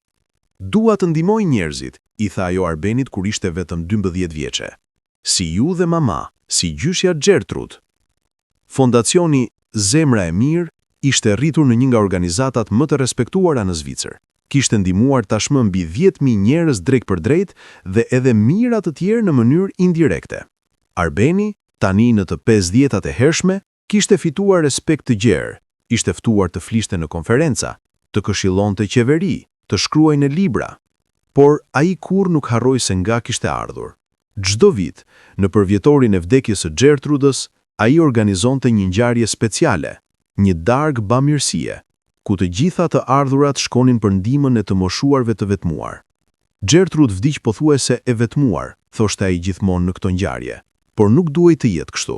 Asnjë person i moshuar nuk duhet të përfundojë i vetëm, i harruar. Ne si shoqëri kemi detyrë të kujdesemi për ata që kanë jetuar përpara nesh. Programi që rezultoi, adoptoni një gjysh, lidhi të rinj me të moshuar të vetmuar. Mijëra të lidhje të tilla u krijuan, duke sjellë gëzim në dy anët. Një ditë, 15 vjet pas vdekjes së Gertrudës, Arben mori një telefonat nga një grua e moshuar që jetonte në lagjen e vjetër të Zyrihut. Herr Krasniqi, tha ajo me zë të dridhur. Emri im është Helena Richter. Unë isha miku më i mirë i Gertrudës kur ishim të reja. Zemra e Arbenit u ngjoz. Frau Richter, Gertrud ma ka folur për ju. Ju humbi kontaktin para shumë vitesh. Po, unë u zhvendosa në Gjermani për disa dekada, por sapo u ktheva dhe dëgjova për gjithçka që keni bërë në kujtim të saj, dhe dua të ju takoj nëse është mundur. Kam diçka për të ju dhënë. Ditën e mërkurë, Helena Richter erdhi në zyrën e fondacionit. Ishte një grua e butë 90 e disa vjeçare me flokë të bardhë dhe sy të mençur. Ju ngjani shumë me Gertrude, tha Arbeni ndërsa uleshim. Helena buzëqeshi. Ne ishim si motra kur ishim të reja. Pastaj jeta na ndau. Unë u martua dhe u zhvendosa, dhe kontakti u humb. Kur dëgjova për vdekjen e saj, ishte shumë vonë. Por tani, duke lexuar për ju, për fondacionin, për gjithçka që keni bërë, e di që ajo gjeti diçka të veçantë në fund të jetës së saj. Ajo ishte e veçantë për mua. Helena nxori një zarf të vjetër. Kur ishim të reja, Gertrude dhe unë bëm një premtim. Nëse njëra prej nesh do të vdiste e para, tjetra do të sigurohej që historia e saj të tregohej. Nuk e kisha ditur se si ta përmbush këtë premtim. Por tani, duke u takuar me ju, e di. Ajo ja dha zarfin Arbenit. Brenda ishte një letër e shkruar me dorë nga Gertrude shumë vite më parë, dhe një koleksion fotografish të vjetra. Këto janë kujtimet e saj, tha Helena, historia e jetës së saj, e shkruar nga jo vetë. Donte që një ditë, dikush ta dinte të vërtetën e plot, jo vetëm për pasurinë, por për gruan që ishte. Arbeni i hapi letrën me duar të dridhura dhe filloi të lexojë. Ishte autobiografia e shkurtër e Gertrudës. Historia e fëmijërisë së saj gjatë luftës, e dashurisë së saj me Werner, e humbjes që kishin përjetuar kur mësuan se nuk mund të kishin fëmijë, e vendimit të saj për të jetuar thjesht pas vdekjes së tij. Por pjesa që e goditi më shumë ishte përfundimi. Kam jetuar një jetë të gjatë dhe në shumë mënyra të bekuar, por nëse ka një keqarje që kam, është se nuk kisha fëmijë. Werner dhe unë do të kishim qenë prindër të mirë, besoj, por nuk ishte në planet e Zotit. Megjithato besoj se çdo gjë ndodh për një arsye. Ndoshta nuk kisha fëmijë në mënyrë që në fund të jetës së mie të mund ta ndihmoja dikë që kishte më shumë nevojë. Ndoshta e gjithë pasuria që kemi grumbulluar ishte destinuar të shkonte tek dikush që do ta përdorte për mirë. Nuk e di se kush do të jetë ai person, por Zoti e di. Dhe kur të vijë koha, do ta njoh. Do të jetë dikush me zemër të mirë, dikush që kupton se jeta nuk bëhet për para, por për dashuri dhe shërbim ndaj tjerëve. Nëse po lexon këtë, o i panjohur i ardhshëm, atëherë di se je i zgjedhur, jo nga unë, por nga diçka më e madhe. Dhe të lutem, mos e mbart këtë bar me faj ose obligim, merre si dhuratë, si bekimi që është. Jeto mirë, do mirë, bëj mirë. Kjo është gjithçka që kërkoj. Arbeni mbaroi duke lexuar me lot në sy. Helena qëndronte e qetë, duke kuptuar që ai kishte nevojë për një moment. Ajo e dinte, tha më në fund Arben. Në një mënyrë, ajo e dinte që do të ndodhte diçka e tillë. Gertrud gjithmonë kishte një ndjeshmëri të veçantë, tha Helena. Ajo besonte në fat, në Zotin, në planin e madh, dhe duket se kishte të drejtë. Atë natë, Arbeni ja tregoi letrën Elirës dhe fëmijëve. Ata uleshim së bashku në dhomën e ndenjës, dhe ai lexoi me zë të lartë historinë e Gertrudës. Kur mbaroi, Truda, tani një e re 16 vjeçare e matur, tha: "Dua ta bëj projektin tim të shkollës për gjyshen Gertrud. Dua që historia e saj të dihet, që njerëzit të kuptojnë se si një akt dashurie mund të ndryshojë gjithçka. Do të jetë një projekt i bukur, tha Arben, por kujto, nuk është vetëm historia e saj. Është historia e të gjithëve që zgjedhin të bëjnë mirë, edhe kur nuk ka asnjë përfitim për veten. 20 vjet pas natës në park, Arbeni qëndronte përsëri në po atë vend. Ishte një mbrëmje dimri, e ngjashme me atë që kishte ndryshuar jetën e tij. Por këtë herë nuk ishte i vetëm. Me të ishte e gjithë familja. Elira, Truda, tani një studente mjekësie e përgatitur, Luan dhe Drin, adoleshent energjik, dhe disa dhjetra njerëz të tjerë. Ishin këtu për të zbuluar diçka të veçantë, një monument që Arbeni kishte komisionuar në nder të Gertrudës. Ishte një statuje thjesht por e bukur, një grua e moshuar hulur në një stol, duke shikuar qiellin, dhe një figurë burri që i jepte një dorë për t'u ngritur. Në bazën e saj, një plak bronzi lexonte: Në kujtim të Gertrude Fisher, 1932-2024, dhe të gjithë atyre që zgjedhin të ndihmojnë, kur askush tjetër nuk e bën. Një akt dashurie mund të ndryshojë një jetë. Një jetë e ndryshuar mund të ndryshojë botën. Arbeni mori fjalën para turmës që kishte mbledhur. 20 vjet më parë, në këtë vend të saktë, ndodhi diçka që më ndryshoi jetën për gjithmonë. Gjeta një grua të moshuar që po vdiste dhe e ndihmova. Ishte diçka e thjeshtë, diçka që çdo njeri me zemër do ta bënte. Por ajo që nuk e dija atë natë ishte se kjo grua, Gertrude Fisher, do të bëhej familja ime, mësuesja ime, bekimi im. Ajo nuk më shpërbleu vetëm me pasurinë e saj, por me diçka shumë të vlefshme, me dashurinë e saj, me urtësinë e saj, me shembullin e jetës së saj. Sot, 20 vjet më vonë, qëndrojmë tu jo vetëm për të nderuar Gertrude, por të nderojmë një idenë që mirësia ka rëndësi, që humaniteti ka rëndësi, që çdo njeri ka vlerë dhe meriton dinjitet. Fondacioni Zemra e Mirë ka ndihmuar mijëra njerëz, por nuk e kemi bërë ne. E ka bërë Gertrude përmes meje. E kemi bërë ju, çdo person që ka dhuruar, ka vullnetarizuar, ka ndarë mesazhin, dhe dua t'ju them diçka që Gertrude më mësoi. Ju nuk keni nevojë të jeni të pasur për të bërë ndryshim. Gjëja e vetme që ju nevojitet është një zemër e mirë. Atë natë unë nuk kisha asgjë, asnjë para, asnjë pushtet, asnjë status, por kisha një mundësi për të ndihmuar dhe e mora atë mundësi. Secili prej jush ka të njëjtin mundësi, çdo ditë. Dikush ka nevojë për një fjalë të mirë, dikush ka nevojë për një ndihmë të vogël. Dikush po vuan në heshtje. Dhe ju mund të jeni njeriu që bën ndryshimin. Kështu që sonte, ndërsa zbulojmë këtë monument, po bëjmë një zotim. Jo vetëm ne, por të gjithë këtu.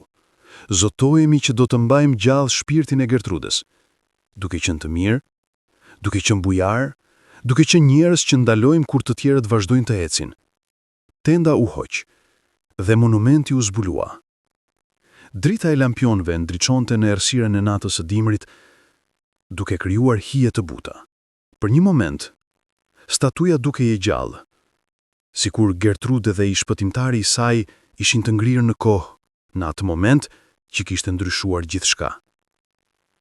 Truda erdhi pranë babait të saj dhe e kapi për dorë.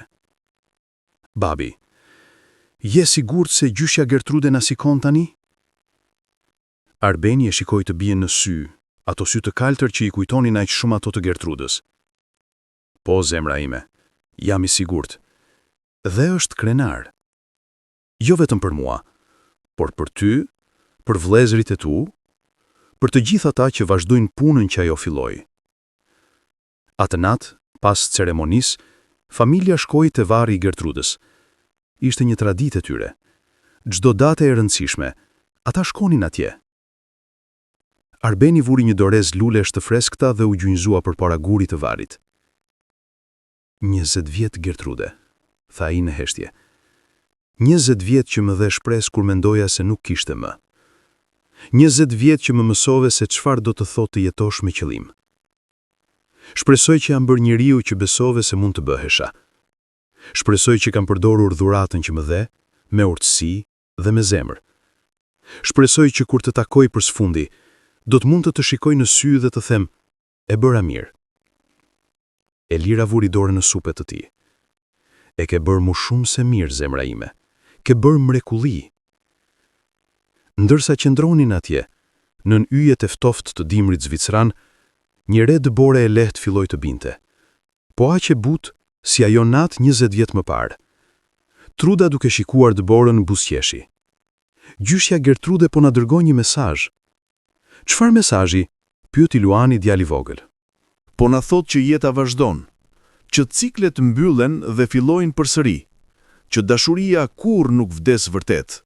Ajo thjesht shndrohet, rrjedh nga një zemër tek tjetra, nga një gjenerat te tjetra. Arbeni e shikoi të bien me admirim. Me të vërtet, ajo mbante emrin e duhur. 50 vjet pas asaj nate në park, bota ishte ndryshuar shumë. Teknologjia kishte avancuar, shoqëria kishte evoluar, gjenerata të reja kishin hindur, por disa gjëra mbetën të njëjta. Në një dhomë spitali në Zürich, një grua e re, Gertrude Krasniqi, tani vet një kardiologe e shquar, qëndronte pranë krevatit të një paciente e të saj. Ishte një grua e moshuar, e vetme, pa familje, që sapo kishte mbijetuar një atak zemre. Kush do të kujdeset për ju kur të dilni nga spitali? Pyeti Gertrude. Gruaja tundi kokën. Askush, jam e vetme. Gertrude ndjeu diçka të çuditshme në zemër, një thirrje, një njohje. Kjo grua e kujtonte gjyshen që nuk e kishte njohur kurrë. Nuk do t'jeni e vetme, tha Gertrude. Do t'ju vizitoj. Do të sigurohem që keni gjithçka që ju nevojitet. Gruaja e shikoi me sy plot lot. Përse? Unë nuk ju njoh. Nuk kam asgjë për t'ju dhënë. Nuk kërkoj asgjë.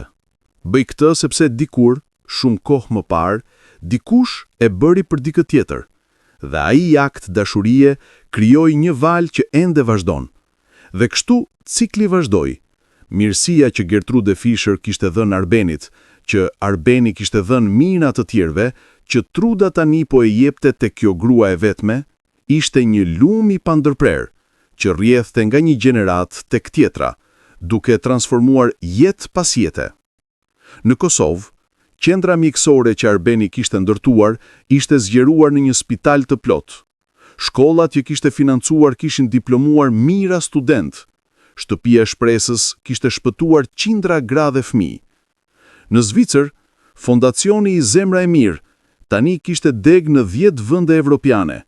Kishte ndihmuar mbi 100.000 njerëz, emigrant, refugjat, të pastreh, viktima të dhunës, fëmijë në nevojë. Dhe në zemër të gjithë kësaj punës, në qendër të kësaj trashëgimie, ishte një histori e thjeshtë, një burr që ndaloi kur të tjerët vazhduan, një grua që dha kur mund të kishte mbajtur, një zgjedhje për të bërë mirë kur do të kishte qenë më e lehtë të mos bëjë asgjë. Arben Krasniqi jetoi deri në moshën 85 vjeç, një jetë e gjatë, e lumtur, plot kuptim. Kur vdiq, qindra njerëz erdhën në funeral, por ajo që e bëri ceremoninë vërtet të veçantë ishte se shumë nga ata që erdhën ishin njerëz që ai kishte ndihmuar, emigrant që tani kishin biznese të suksesshme, student që tani ishin doktor dhe inxhinier, gra që tani jetonin të lira dhe të pavarura. Secili kishte një histori. Secili kishte qenë prekur nga butësia e Arbenit, nga gjeneroziteti i tij, nga besimi i tij se çdo njeri ka vlerë. Në ceremoninë përkujtimore, Truda, tani vetë një grua në të 60-tat e saj, u ngrit për të folur. Babai im, filloi ajo, zëri i dridhur nga emocioni, jetoi një jetë që shumë prej nesh mund ta konsiderojnë si përrall. Nga varfëria te pasuria, nga vetmia te dashuritë, nga pashpresa te shpresa. Por kur i pyes, ai gjithmonë thoshte se momenti më i rëndësishëm i jetës së tij nuk ishte kur trashëgoi pasurinë, as kur themelua fondacionin, as kur martua apo pati fëmijë. Momenti më i rëndësishëm ishte ai moment në park kur dëgjoi një zë që kërkonte ndihmë dhe vendosi të ndalojë. Gjithçka tjetër, thoshte ai, rrjedhi nga ajo zgjedhje vetme, sepse ajo zgjedhje nuk ishte vetëm për të shpëtuar një jetë, ishte për të zgjedhur llojin e personit që doja të isha, llojin e jetës që doja të jetoja. Babai im më mësoi se ne nuk zgjedhim gjithmonë rrethanat tona, por zgjedhim gjithmonë reagimin ton. Zgjedhim se si trajtojmë të tjerët. Zgjedhim nëse do të jemi njerëz të mirësisë apo të indiferencës. Dhe sot, ndërsa e përcjellim, bëjmë një thirrje për secilin prej nesh. Jetoni, si jetoj ai. Dëgjoni thirrjet për ndihmë. Ndaloni, kur të tjerët vazhdojnë. Jipni kur mund të mbani. Dashuroni, kur do t'ishte më e lehtë të urenjë. Sepse kjo është trashëgimia e tij, jo parat që la pas, jo ndërtesat me emrin e tij, por mira zemrat që preku, mira jetat që ndryshoi, mira njerëzit që tani po e bartin mesazhin përpara. Gertrud Fischer dhe Arben Krasniqi ishin njerëz të thjeshtë që bën zgjedhje të jashtëzakonshme. Dhe në këtë thjeshtësi qëndron fuqia e vërtet.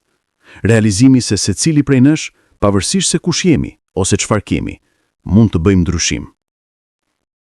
Faleminderit babi për gjithçka, për dashurinë, për shembullin, për mësimet.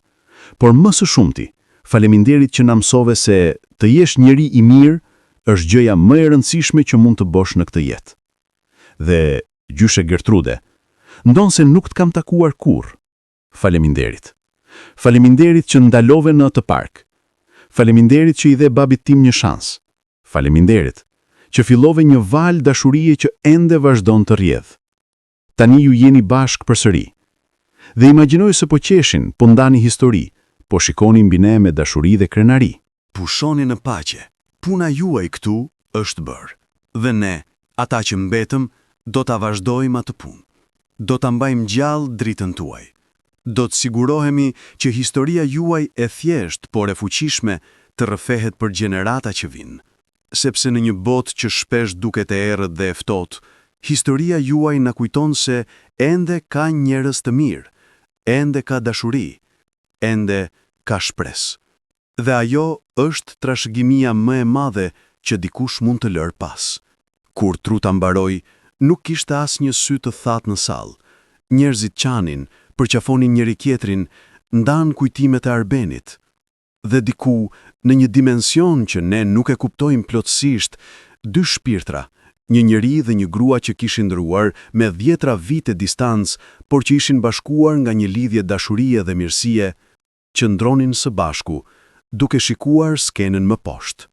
E bëre mirë biri im, tha Gertruda, duke buzëqeshur me atë buzëqeshjen e saj të butë që Arbeni e kishte dashur kaq shumë. U përpoqa të jetoj ashtu siç më mësove, dhe bëre më shumë se sa unë kisha ndërruar ndonjëherë. Shiko sa shumë jetë janë ndryshuar, shiko sa shumë dashuri ka rrjedhur nga ajo natë vetme. Ishte gjithmonë ti, Gertrud. Ti fillove gjithçka. Jo i dashur, ne e filluam bashk. Ti me zemrën tënde të mirë, unë me mundësinë time. Dhe tani, shiko, trashëgimia vazhdon.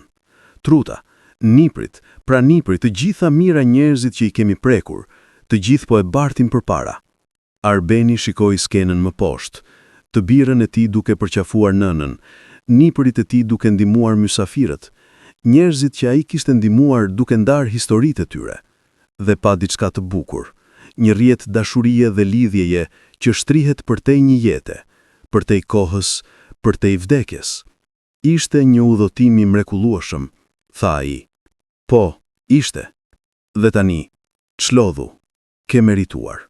Dhe me këto fjalë, të dy shpirtrat u shkrirën në dritë.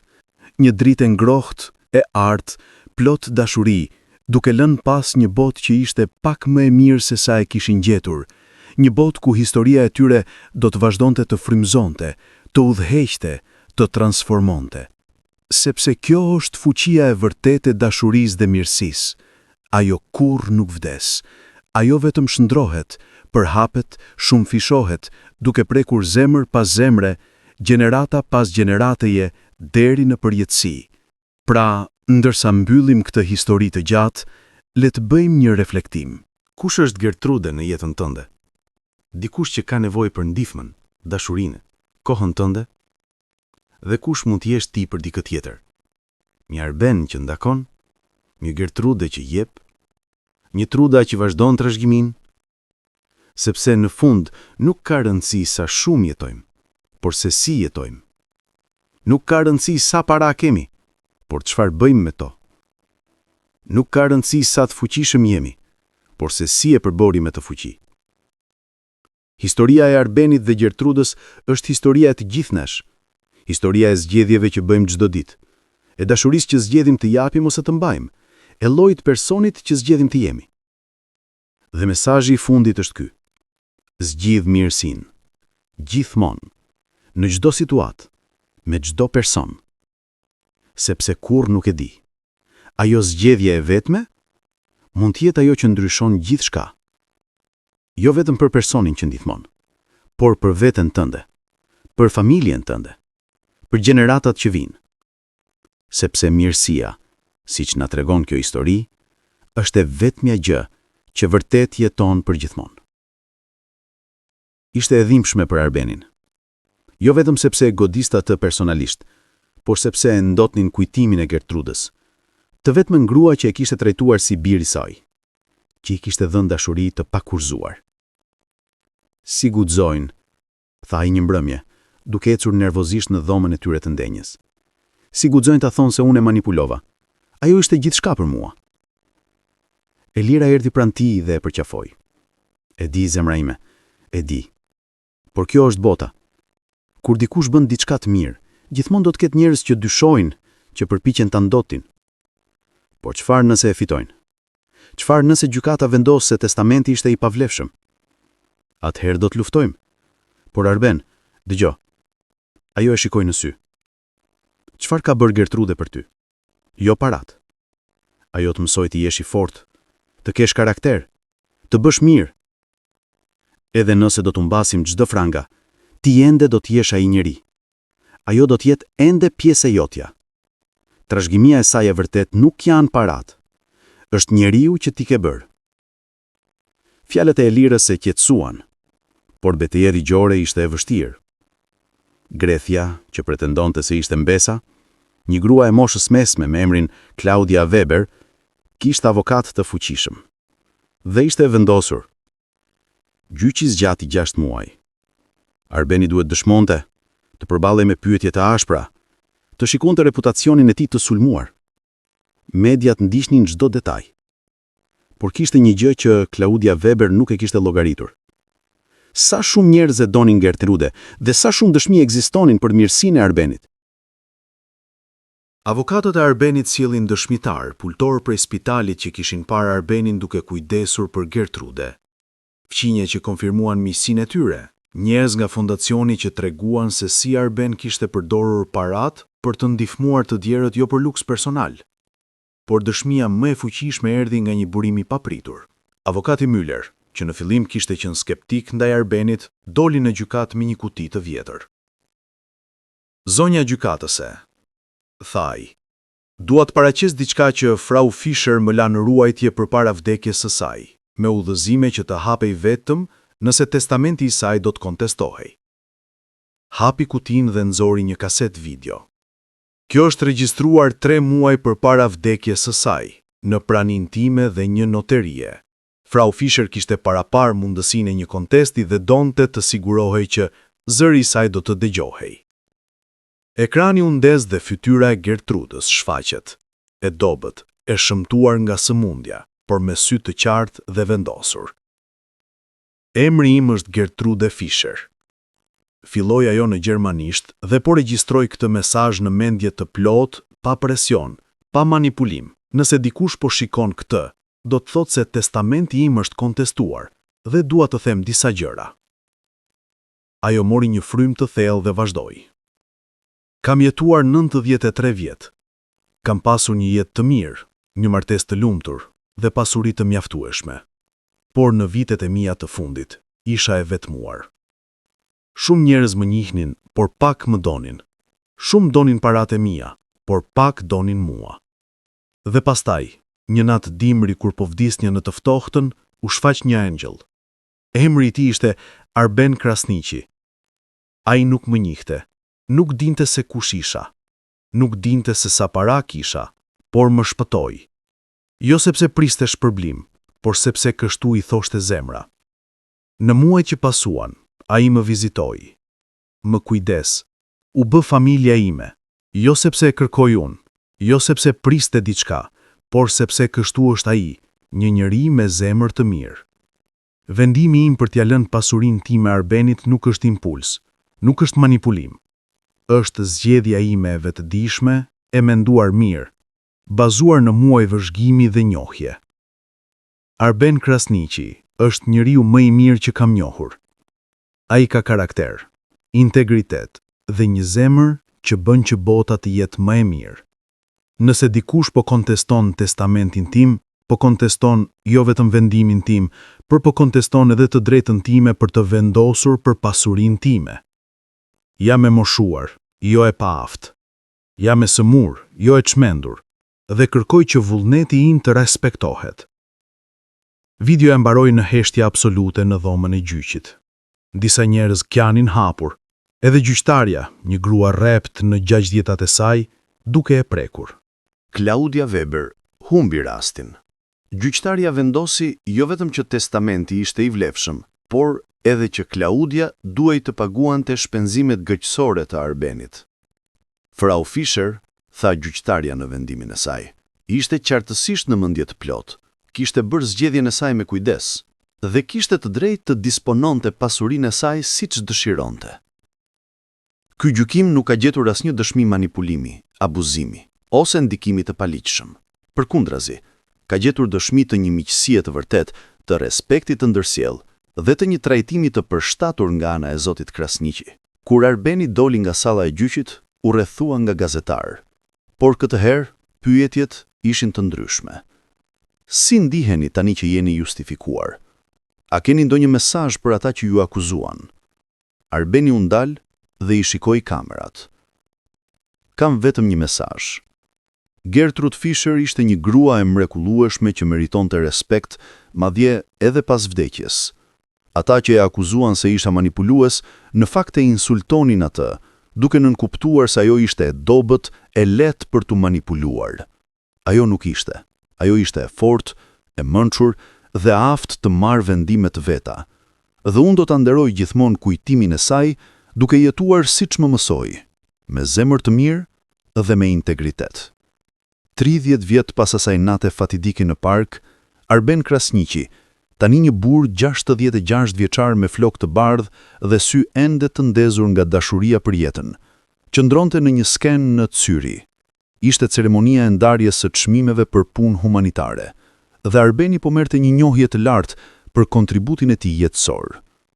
Por ndërsa qëndronte atje, duke dëgjuar fjalët e lavdrimit, mendimi i tij shkoi tek një grua e vjetër që e kishte parë vetëm për disa muaj, por që i kishte ndikuar për një jetë të tërë. Kur erdhi radha e tij për të folur, u afrua në mikrofon dhe tha: "Ju po më nderoni mua sonte, por nuk jam unë që meriton këtë nderim. Është një grua që vdiq para 30 vitesh, e vetmuar në një park të ftoftë në dimër. Emri i saj ishte Gertrud Fischer, dhe ajo ishte heroinja e vërtetë e kësaj historie. Gertrud më mësoi se jeta nuk bëhet për atë që grumbullojmë, por për atë që japim. Nuk bëhet për suksesin ton, por për ndikimin ton. Nuk bëhet për jetën që jetojmë, por për jetat që prekëm.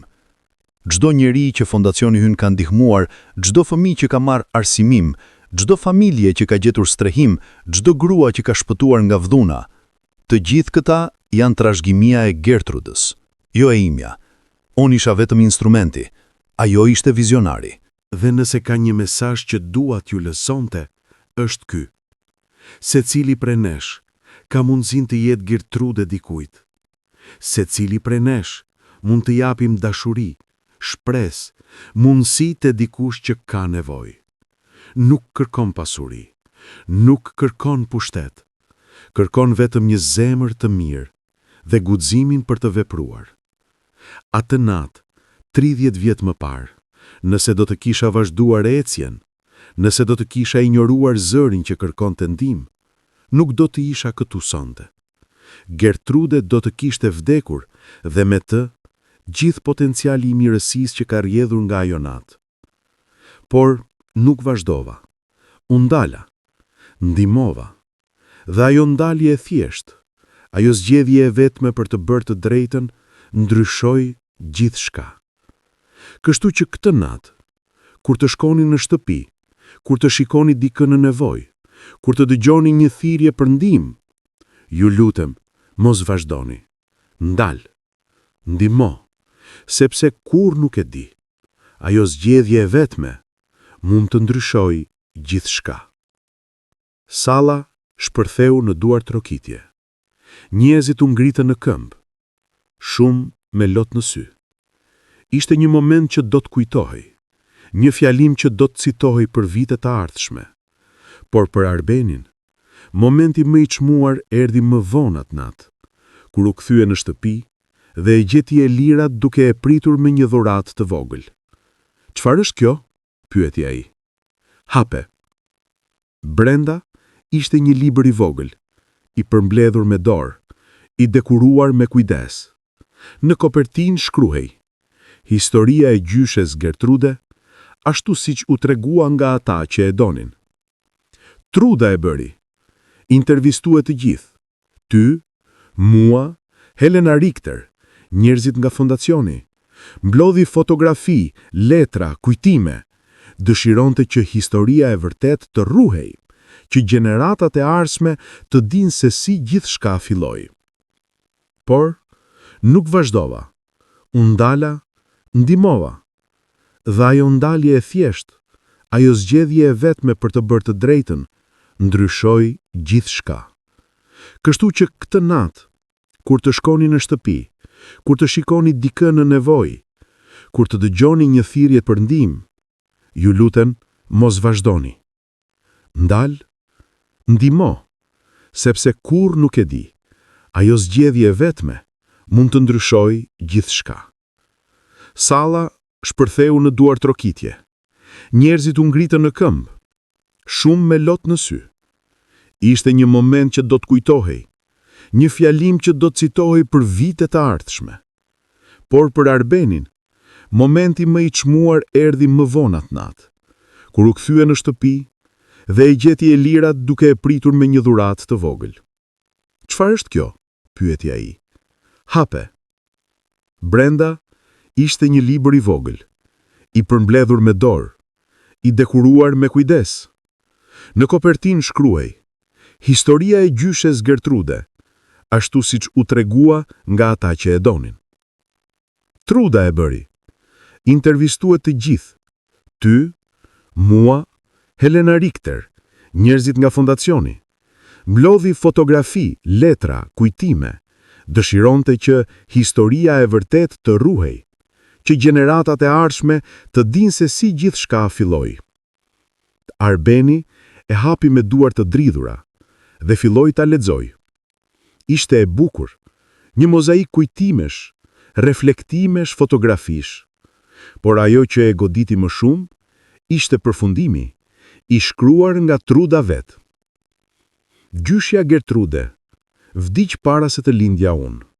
Nuk e takova kur, por ajo ka qenë prezente në çdo ditë të jetës sime. Ajo është në emrin që mbaj, në veprat që bën familja ime, në mësimet që jam mësuar, në shembullin që jetoj. Dhe tani ndërsa unë po nis karrierën time në mjeksi, e di se ajo është me mua. Çdo pacient që kuroj, çdo jetë që shpëtoj, do të jetë në kujtim të saj. Sepse kjo është trashëgimia e vërtet, jo parat që lë pas, por dashurinë që rrjet përmes gjeneratave, duke transformuar jetë pas jete, zemër pas zemre." Faleminderit gjyshe Gertrude për gjithçka. Faleminderit që shpëtove babin tim atë natë. Faleminderit që e mësole të bëj mirë. Faleminderit që edhe pa të parë kurrë, më mësove mënyrën më të rëndësishme. Dhe sfundmi, jeto. Jeto me plot, me guxim, me dashuri. Mos ki frikë të ndrosh, të dashurosh, të rrezikosh. Jeta është e shkurtër, madje edhe kur është e gjatë, bëja atë të vlej. Do të mungosh Arben, më shumë se sa mund ta shpreh me fjalë, por jam e lumtur, duke ditur se një pjesë e meje do të vazhdoj përmes teje, përmes mirësisë që do të bësh, përmes jetëve që do të prekësh. Faleminderit për gjithçka. Faleminderit që më dhe një fund të bukur. Faleminderit që më mësove se dashuria ende ekziston në këtë botë. Jeto mirë, biri im i dashur, me gjithë dashurinë time, Gertrude.